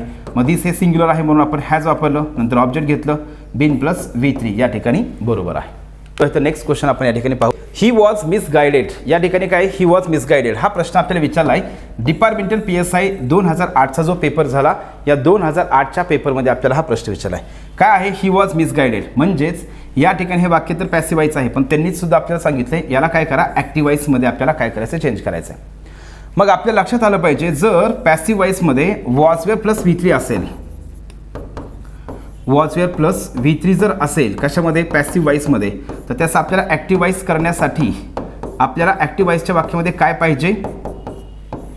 ॲक्टिव्ह वॉइसच्या वाक्यामध्ये आपल्याला काय पाहिजे? V2 पाहिजे. मग आपल्याला दिलेल्या वाक्यामध्ये V2 आपल्याला चेक करायचं की V2 कुठं आहे. तर याच्यामध्ये बघा V2 तर मला असं वाटतं की येस इथं पण V2 आहे, इथं पण V2 आहे, इथं पण V2 आहे. क्लिअर सगळ्यांचं? येस इथं सगळीकडे V2 आहे. मग तुम्हाला एक सगळ्यात पहिली गोष्ट लक्षात ठेवायची आहे. जेव्हा पॅसिव्ह वॉइसचं वाक्य दिलं जातं आणि पॅसिव्ह वॉइसच्या वाक्यामध्ये ज्यावेळेस काय असणार आहे? बाय हिम बाय हर असं दिलेलं नसतं आहे. म्हणजेच या ठिकाणी काय असणार आहे? कर्ता दिलेलं नसेल तर आपल्या त्या वाक्याचं ॲक्टिव्ह वॉइस करत असताना मग आपण कर्ता म्हणून काय करायचं आहे? लक्षात घ्यायचं. कर्ता म्हणून आपण किती शब्द वापरू शकतो? कोणकोणते शब्द वापरू शकतो? लक्षात घ्या. जर पॅसिव्ह वॉइसचं वाक्य दिलं असेल आणि त्या पॅसिव्ह वॉइसच्या वाक्यामध्ये जर कर्ता दिलेलं नसेल मग आपल्याला ॲक्टिव्ह वॉइस करत असताना काय करायचं? कर्ता म्हणून कोणकोणते शब्द आपण त्या ठिकाणी यूज करू शकतोय? मग लक्षात घ्यायचं आहे आपण त्या ठिकाणी समवन, समबडी, दे हा शब्द वापरू शकतोय, वी हा शब्द पण आपण वापरू शकतोय किंवा वन हा शब्द देखील आपण वापरू शकतोय. लक्षात काय ठेवायचं आहे? जर वाक्यामध्ये कर्ता दिला नसेल पॅसिव्ह वॉइसच्या तर आपल्याला ॲक्टिव्ह वॉइस करत असताना कर्ता म्हणून कोणते शब्द वापरायचे? एक तर समवन किंवा समबडी वापरू शकतोय, नाहीतर आपण दे वापरू शकतोय किंवा वी वापरू शकतोय. आणि अन्यथा मग आपण जे one should keep one's promise तशा प्रकारचे जे वाक्य पाहिले होते ना तर त्याच्यामध्ये आपण वन हा कर्ता म्हणून वापरतोय. मग लक्षात काय घ्यायचं आहे? वन सुद्धा आपण कर्ता म्हणून वापरू शकतोय. जर पॅसिव्ह वॉइसचं वाक्य दिलं असेल त्याचा आपल्याला ॲक्टिव्ह वॉइस करायचं आहे. कर्ता जर दिलेला नसेल तर आपण काय करतोय? समवन, समबडी, दे, वी आणि वन हे 5 जे शब्द आहेत तर हे शब्द आपण काय करतो? ॲक्टिव्ह वॉइस करत असताना आपण कर्ता म्हणून आपण यूज करू शकतोय. मग या ठिकाणी बघा ही आहे, मग या ठिकाणी उत्तर येईल का? नाही. इथं पण ही आहे, उत्तर येईल का? नाही. मग या ठिकाणी काय येणार आहे? दे मिसगाइडेड हिम. आणि खरं पाहता मिसगाईड कोणाला केलं आहे? त्याला मिसगाईड केलेलं आहे. मग या ठिकाणी लक्ष द्या, करता म्हणून म्हणतोय इथे एव्हरीबडी हे वाक्याच्या शेवटी वापरलेलं आहे, म्हणून या ठिकाणी हे येणार नाही. तर आपल्याला काय करायचं आहे, मग मिसगाईड कोणाला केलेलं आहे, त्याला मिसगाईड केलेलं आहे, त्याला मिसगाईड करण्यात आलेलं आहे. मग कोणी मिसगाईड केलं आहे, तर कोणीतरी मिसगाईड केलं आहे, म्हणजेच या ठिकाणी काय, मग दे मिसगाईडेड हिम, मग त्यांनी त्याला मिसगाईड केलं, आणि म्हणून या ठिकाणी उत्तराचं ऑप्शन या ठिकाणी 2 नंबरचं ऑप्शन बरोबर आहे. चला नेक्स्ट बघा, the poor should be helped. बघा, the poor should be helped. मग आपण आता जे वाक्य पाहिलं होतं, one should keep one's promise, ते वाक्य होतं ॲक्टिवाईज, त्याला आपल्याला पॅसिवाईज करायला सांगितलं होतं. मग आपण पॅसिवाईज काय केलं, a promise should be kept. इथं काय केलं आहे, the poor should be helped. या ठिकाणी काय आहे, the poor should be helped. मग the poor should be helped असं जर वाक्य दिलं असेल, मग या वाक्यामध्ये सुद्धा आत्ताच्यासारखाच प्रॉब्लेम आहे. या वाक्यामध्ये पण करता आहे का, नाही. मग ज्यावेळेस हे लक्षात घ्या सगळेजण, मी म्हणून तुम्हाला सांगितलं वहीच्या शेवटच्या पेजवरती असे 10-12 जे आहे तर 8-10 पेजेस सोडा, आणि त्याच्यावरती असे अत्यंत एकदम वेगळ्या प्रकारचे जे रूल्स असतात, एक्सेप्शनल रूल्स असतात, तर ते रूल्स घ्या.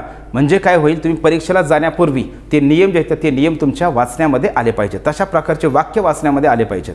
म्हणजे आपल्याला काय होते, परीक्षेमध्ये तसे वाक्य विचारले तर आपण उत्तरापर्यंत पोहोचतोय. आणि अशा प्रकारचे अपवाद वाक्य परीक्षेमध्ये विचारले जातात.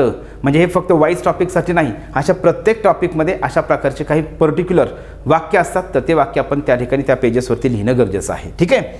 मग बघा, the poor should be helped.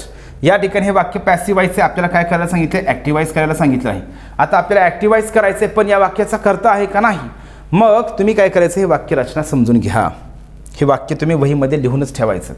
हे जे वाक्य आहे तर ते वाक्य काय, अ प्रॉमिस शुड बी केप्ट. हे असे ज्यावेळेस वाक्य दिले जातात, त्याचं पॅसिवाईज करायचं म्हणलं की ॲक्टिवाईज करायचं म्हणलं की तुम्हाला लक्षात आलं पाहिजे. आणि ते म्हणजेच काय, अशा वाक्याचं ॲक्टिवाईज करताना आपण वाक्याचा करता काय घेतोय, वन घेतोय. मग काय होईल, वन शुड, क्रियापदाचं पहिलं रूप वापरायचं असतं ॲक्टिवाईजमध्ये मोडल ऑक्झिलरी व्हर्बच्या नंतर, शुड कीप, आणि इथं काय करायचं आहे, वन्स प्रॉमिस. ठीक आहे, one should keep one's promise. त्याच्यानंतर आपलं आत्ताचं वाक्य कोणतं होतं बघा, the poor should be helped. काय आहे, the poor should be helped. मग हे पण वाक्य बघा, the poor should be helped. हे वाक्य आहे पॅसिवाईजचं आहे, शुड बी हेल्प्ड.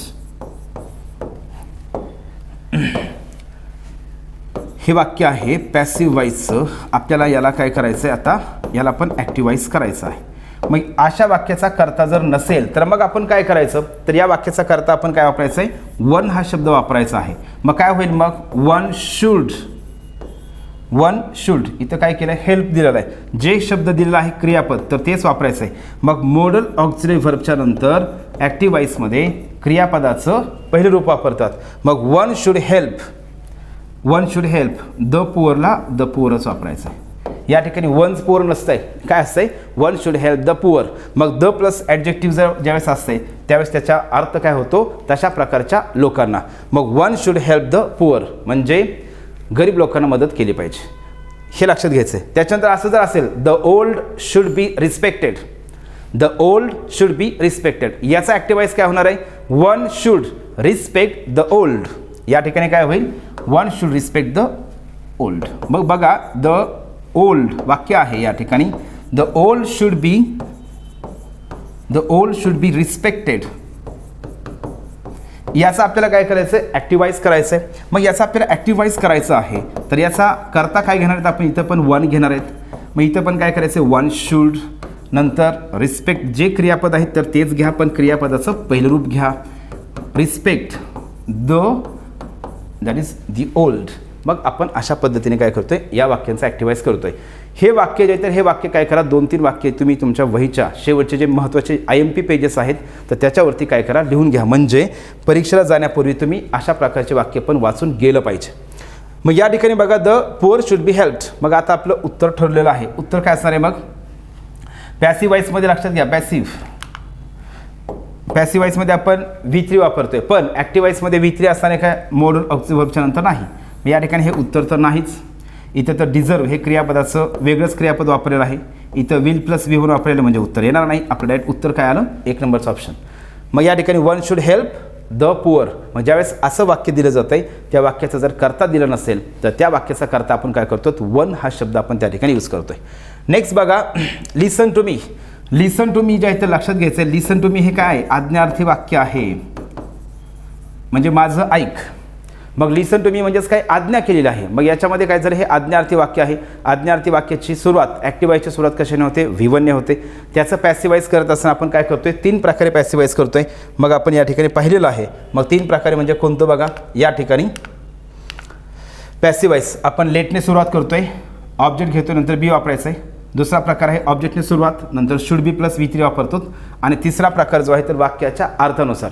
मग याच्यामध्ये आपण रिक्वेस्टेड पण म्हणू शकतोय, यू आर ऑर्डर पण म्हणू शकतो आणि यू आर ॲडवाईस पण म्हणू शकतोय. पण त्याच्यानंतर मात्र क्रियापदाचं पहिलं रूप वापरायचं आहे. मग या ठिकाणी बघा, लिसन टू मी. आता या ठिकाणी काय आहे, आपल्याला यू आर पाहिजे, उत्तराची सुरुवात कशाने पाहिजे, यू आरने पाहिजे. आता याच्यामध्ये मला तर लेटचं वाक्य तर कुठं दिसत नाही आणि ऑब्जेक्टने पण वाक्याची सुरुवात केलेली नाही. मग या ठिकाणी लक्षात घ्यायचं आहे यू. मग वाक्यामध्ये काय असायला पाहिजे, यू आर. यू आर वापरल्याच्यानंतर काय करायचं, रिक्वेस्टेड असू द्या, ॲडवाईज असू द्या, नाही तर ऑर्डर असू द्या, पण क्रियापदाचं तिसरं रूप तिथं पाहिजे. मग या ठिकाणी काय रिक्वेस्ट दिलेलं आहे, उत्तर चुकीचं आहे. इथं तर लिसन हे V1च आहे, उत्तर चुकीचं आहे. आपल्याला पॅसिवाईज करायचं आहे. पॅसिवाईज म्हणलं की क्रियापदाचं तिसरं रूप असायलाच पाहिजे. इथं लिसनिंग, इथं VING आहे. म्हणजे या ठिकाणी आपण क्रियापदाच्या फॉर्मवरून सुद्धा आपण समजून घेऊ शकतो. इथं बी बघा V1 आहे, इथं 2 + V1च आहे. म्हणजे पॅसिवाईज म्हणलं की पॅसिवाईजमध्ये काय पाहिजे, क्रियापदाचं तिसरं रूप पाहिजे. मग उत्तर कोणतं बरोबर आहे, या ठिकाणी 2 नंबरचं ऑप्शन बरोबर आहे. म्हणजेच you are requested to listen to me.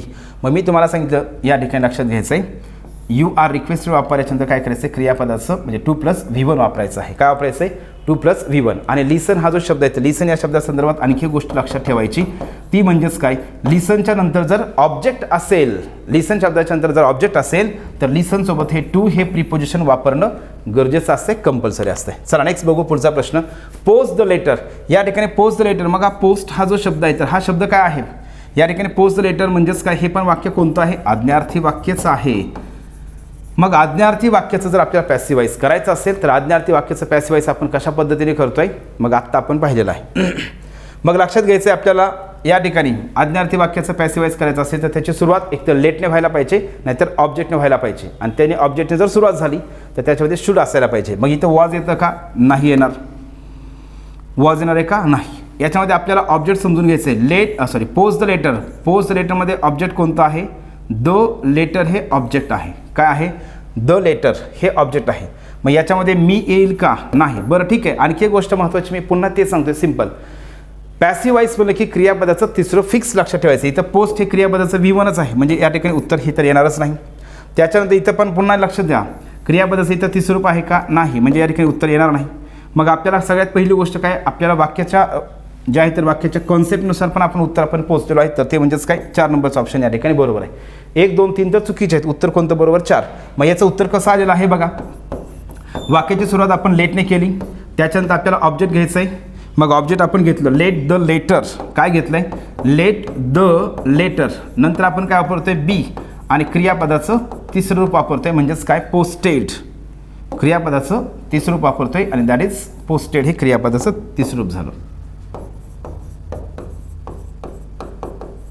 Okay, तर अशा पद्धतीने आपण काय करतोय मित्रांनो, पॅसिव्ह वॉइस आपण याचं करतोय. ठीक आहे. नेक्स्ट बघा, alas we shall hear voice no more. Alas हे जे असतं तर हे अलास आपण कधी वापरतोय, दुःख व्यक्त करण्यासाठी आपण वापरतोय. हे इंटरजेक्शन दुःख व्यक्त करण्यासाठी, लक्षात घ्यायचं, दुःख व्यक्त करण्यासाठी. आता याच्यामध्ये सगळ्यात महत्त्वाची गोष्ट काय आहे, शल प्लस V1 हा कोणता टेन्स आहे, सिम्पल फ्युचर टेन्स. मग तुम्हाला लक्षात आलं पाहिजे, आपल्या उत्तराच्या ऑप्शनमध्ये शल बी विल बी प्लस V3 असायला पाहिजे. काय यायला पाहिजे, शल बी विल बी प्लस V3. मग याच्यामध्ये बघा, शल बी विल बी प्लस V3 कुठं आहे, शल बी विल बी प्लस V3 याच्यामध्ये आहे का, नाही. याच्यामध्ये आहे का, नाही. याच्यामध्ये शल आहे पण बी आहे का, बी तर याच्यामध्ये पण नाही. मग उत्तराचं ऑप्शन डायरेक्ट कोणतं आलं, आपलं 4 नंबरचं ऑप्शन बरोबर आलं. जरी प्रश्न हा आपल्याला एकदम वेगळा वाटला, हे वाक्य आत्तापर्यंतचे वाक्य आपण जेवढे पाहिले त्याच्यापेक्षा हे वेगळं वाक्य आहे, जरी वाक्य वेगळं असलं तरी पण आपण काय करतोय, आपल्या कॉन्सेप्टच्या माध्यमातून आपण डायरेक्ट उत्तरापर्यंत पोहोचलोय. मग काय असणार आहे, अलास घेतलेला आहे. इथं विल बी, इथं आहे will be plus V3. Here या क्रियापदाचं तिसरं रूप काय असतंय बघा, हिअर हे V1 झालं आणि हर्ड हे V2 पण तेच आहे आणि V3 पण तेच आहे. ठीक आहे. तर अशा पद्धतीने आपल्याला काय करायचं मित्रांनो हे लक्षात ठेवायचं आहे. मग आपलं उत्तराचं ऑप्शन 4 नंबरचं ऑप्शन हे उत्तराचं ऑप्शन झालं. आपण नेक्स्ट क्वेश्चन या ठिकाणी पाहू. तर नेक्स्ट क्वेश्चन आहे हू टॉट यू फ्रेंच. या ठिकाणी आपल्याला प्रश्न विचारला आहे. याच्यामध्ये हा जो प्रश्न आहे तर हा प्रश्न आपल्याला विचारलेला आहे डिपार्टमेंटल PSI 2009च्या पेपरमध्ये. चेंज द वाईस म्हणजे आपल्याला वाईस चेंज करायला सांगितलं आहे. हू टॉट यू फ्रेंच. मग या ठिकाणी लक्ष द्या, हूने सुरू होणारा प्रश्न आहे. मग आपल्याला सगळ्यात पहिली गोष्ट मी तुम्हाला काय सांगितली, ज्यावेळेस काय असणार आहे कुठलंही वाक्य असू द्या आपण त्यावेळेस ॲक्टिव्हचं पॅसिवाईज करत असताना सगळ्यात पहिली गोष्ट काय करायची, क्रियापदाचा फॉर्म बघायचा आहे. मग इथं क्रियापदाचा कोणता फॉर्म आहे, सेकंड फॉर्म आहे. कुठला फॉर्म आहे, सेकंड फॉर्म. मग सेकंड फॉर्म जर असेल V2 जर असेल तर आपल्या लक्षात आलं पाहिजे पॅसिवाईज करत असताना निश्चितच उत्तरामध्ये काय येणार आहे, आपल्या वॉज वेअर प्लस V3 येणार आहे. काय येणार आहे, वॉज वेअर प्लस V3 हे आपल्या लक्षात घ्यायचं आहे. ठीक आहे. तसं पाहता या वाक्यामध्ये ऑब्जेक्ट किती आहेत, 2 ऑब्जेक्ट आहेत. हे 2 ऑब्जेक्ट आहेत. मग आपण हूच्या प्रश्नाचं जर आपल्याला पॅसिवाईज करायचं असेल, हूच्या प्रश्नाचं पॅसिवाईज करायचं असेल तर हूच्या प्रश्नाचं पॅसिवाईज आपण किती प्रकारे करतोय, तर या ठिकाणी 2 प्रकारे करतोय. मग हे सांगितलं मी तुम्हाला बघा. हूच्या प्रश्नाचं पॅसिवाईज करत असताना लक्षात घ्यायचं आहे तर त्या ठिकाणी आपण पॅसिवाईज हे बाय हुमने पण करतोय. त्याच्यानंतर आपल्याला हेल्पिंग वर्ब वापरायचं वाक्याच्या शेवटी क्वेश्चन मार्क. आणि आपण हूच्या प्रश्नाचं पॅसिवाईज हुने पण करू शकतोय, पण वाक्याची सुरुवात हुने करायची म्हणजे प्रश्नाची सुरुवात हुने करायची, पण त्याच्या शेवटी बाय असायला पाहिजे. हू बाय असायला पाहिजे. मग परीक्षेमध्ये आपल्याला काय केलं जातं फसवण्यासाठी, मग त्या ठिकाणी हू बाय देतात पण हू बाय सोबतच देतात, तर हे चुकीचं आहे. हू बाय चुकीचं आहे. किंवा आपल्याला असं पण देतात बाय हू पण देतात, काय बाय हू, हे सुद्धा चुकीचं आहे. मग तुम्ही काय करायचे, 2 प्रकार समजून घ्यायच्यात. पहिला प्रकार आहे बाय हुम, जो की आपण शाळेमध्ये असल्यापासून आपण काय केलं हा प्रकार आपण समजून घेत आलेलो किंवा आपण शिकत आलेलो आहोत. पण MPSC काय करते, आता उत्तर देत असताना आपल्याला याच प्रकारे उत्तर देत नाही तर याही प्रकारे उत्तर देते. त्यासाठी आपल्याला दुसराही प्रकार आला पाहिजे. मग हूच्या प्रश्नाचं पॅसिवाईज करताना बाय हुमने पण सुरुवात करतोय आणि हुने पण सुरुवात करतोय, पण प्रश्नाच्या शेवटी या ठिकाणी काय असायला पाहिजे, बाय असायला पाहिजे. हू आणि शेवटी बाय हे लक्षात घ्यायचं आहे. चला मग आपण या ठिकाणी ऑप्शन बघू. याची सुरुवात कशाने व्हायला पाहिजे, हूच्या प्रश्नाच्या पॅसिवाईजची सुरुवात बाय हुमने असायला पाहिजे. इथं आहे का नाही, इथं पण आहे का नाही, इथं पण आहे का नाही, डायरेक्ट आपलं उत्तर आलं या ठिकाणी 4 नंबरचं ऑप्शन. क्लिअर सगळ्यांचं, ठीक आहे. इथं मात्र जे आहे ते इथं लक्षात घ्या, माझ्याकडून हे राहिलेलं आहे काय, या ठिकाणी वाक्याच्या शेवटी क्वेश्चन मार्क आहे. मग बाय हुम वॉज फ्रेंच टॉट, एकच मिनिट स्पेलिंगचं TAUGHT स्पेलिंग. या ठिकाणी काय बाय हुम वॉज फ्रेंच टॉट टू यू, अशा प्रकारे आपण याचं पॅसिवाईज करतोय. ठीक आहे. चला नेक्स्ट बघा. He can win the prize, he can win the prize. या ठिकाणी आपल्याला हे वाक्य दिलं आहे, याचं पॅसिवाईज करायचंच आहे. या ठिकाणी मोडल ऑक्झिलरी व्हर्ब कोणतं आहे, कॅन हे मोडल ऑक्झिलरी व्हर्ब आहे. जर या वाक्याचं पॅसिवाईज करायचं असेल तर आपल्याला सिंपल समजलं पाहिजे, मोडल ऑक्झिलरी व्हर्ब जर असेल त्याचं पॅसिवाईज जर आपल्याला करायचं असेल तर आपल्याला काय करायचं, जे मोडल आहे तेच ठेवायचं आहे. काय करायचं आहे, जे मोडल ऑक्झिलरी व्हर्ब असते तर तेच आपल्याला ठेवायचं असते. फक्त आपल्याला तिथं काय करायचं आहे, लक्षात घ्यायचं आहे, मोडल ऑक्झिलरी व्हर्ब घ्या, नंतर बी वापरा आणि त्याच्यानंतर V3. म्हणजे वाक्यामध्ये जर मोडल ऑक्झिलरी व्हर्ब दिला असेल तर त्या वाक्याचं पॅसिवाईज करताना आपण काय करतोय, तेच मोडल ऑक्झिलरी व्हर्ब ठेवतोय आणि पुढं B + V3 वापरतोय. बरेच जण काय करतात, कॅन असेल तर कुड करतात, शाल असेल तर शुड करतात, विल असेल तर उड करतात, मे असेल तर माईट करतात. हा बदल आपण कुठं करत असतो, डिरेक्ट स्पीचचं इनडिरेक्ट स्पीच करत असताना या टॉपिकमध्ये करतोय. वाईज टॉपिकमध्ये चेंज करायचं नाही. जे मोडल ऑक्झिलरी व्हर्ब दिलेल्या वाक्यामध्ये आहे तेच आपल्याला काय करायचं आहे, उत्तराच्या ऑप्शनमध्ये सुद्धा ठेवायचं आहे. ठीक आहे, लक्षात आले सगळ्यांना. मग या ठिकाणी बघा सगळेजण, मग तुम्ही जर पाहिलं म्हणजे आपल्याला लक्षात आलं पाहिजे उत्तराच्या ऑप्शनमध्ये काय पाहिजे, कॅनच पाहिजे. मग इथं तर मस्ट दिलेलं आहे, इथं शुड दिलेलं आहे, इथं कुड दिलेलं आहे. याचा अर्थ असा झाला या ठिकाणी पहिले 3ही वाक्य चुकीचे आहेत, उत्तराचं ऑप्शन आपल्या या ठिकाणी एकच बरोबर आहे. मग काय करायचं आपल्याला, हे अशा पद्धतीने मित्रांनो लक्षात ठेवा. चला पुढचा प्रश्न आहे, क्रिमिनल्स विल बी पनिश्ड. काय आहे, क्रिमिनल्स विल बी पनिश्ड. या ठिकाणी मग क्रिमिनल्स विल बी पनिश्ड हे वाक्य पॅसिवाईजचं दिलेलं आहे, हे वाक्य पॅसिवाईजचं दिलं आहे, त्याचं आपल्याला काय करायचं, ॲक्टिवाईज करायचं आहे. मग ॲक्टिवाईज करायचं म्हटल्याच्यानंतर या ठिकाणी दे विल बी पनिशिंग होईल का, नाही होणार. मग इथं विल बी + V3 जर असेल तर आपल्या उत्तराच्या ऑप्शनमध्ये काय पाहिजे, शल विल + V1.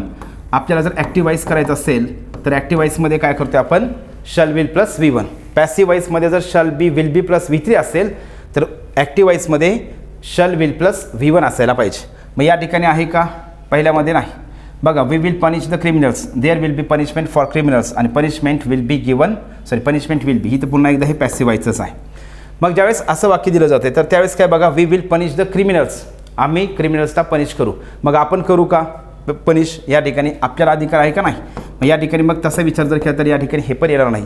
मग या ठिकाणी बघा, there will be punishment for criminals, थोडंसं वाक्य काय केलं या ठिकाणी, म्हणजे क्रिमिनल्स, तिथं क्रिमिनल्ससाठी पनिशमेंट असेल. मग क्रिमिनल्स विल बी पनिश, क्रिमिनल्सला पनिश केलं जाईल आणि तिथं क्रिमिनल्सला पनिशमेंट असेल. मग या ठिकाणी जे आहे तर या ठिकाणी उत्तराचा ऑप्शन जरा थोडासा आपण वाक्याचा जर मिनिंगचा विचार केला तर या ठिकाणी 3 नंबरचं बरोबर आहे.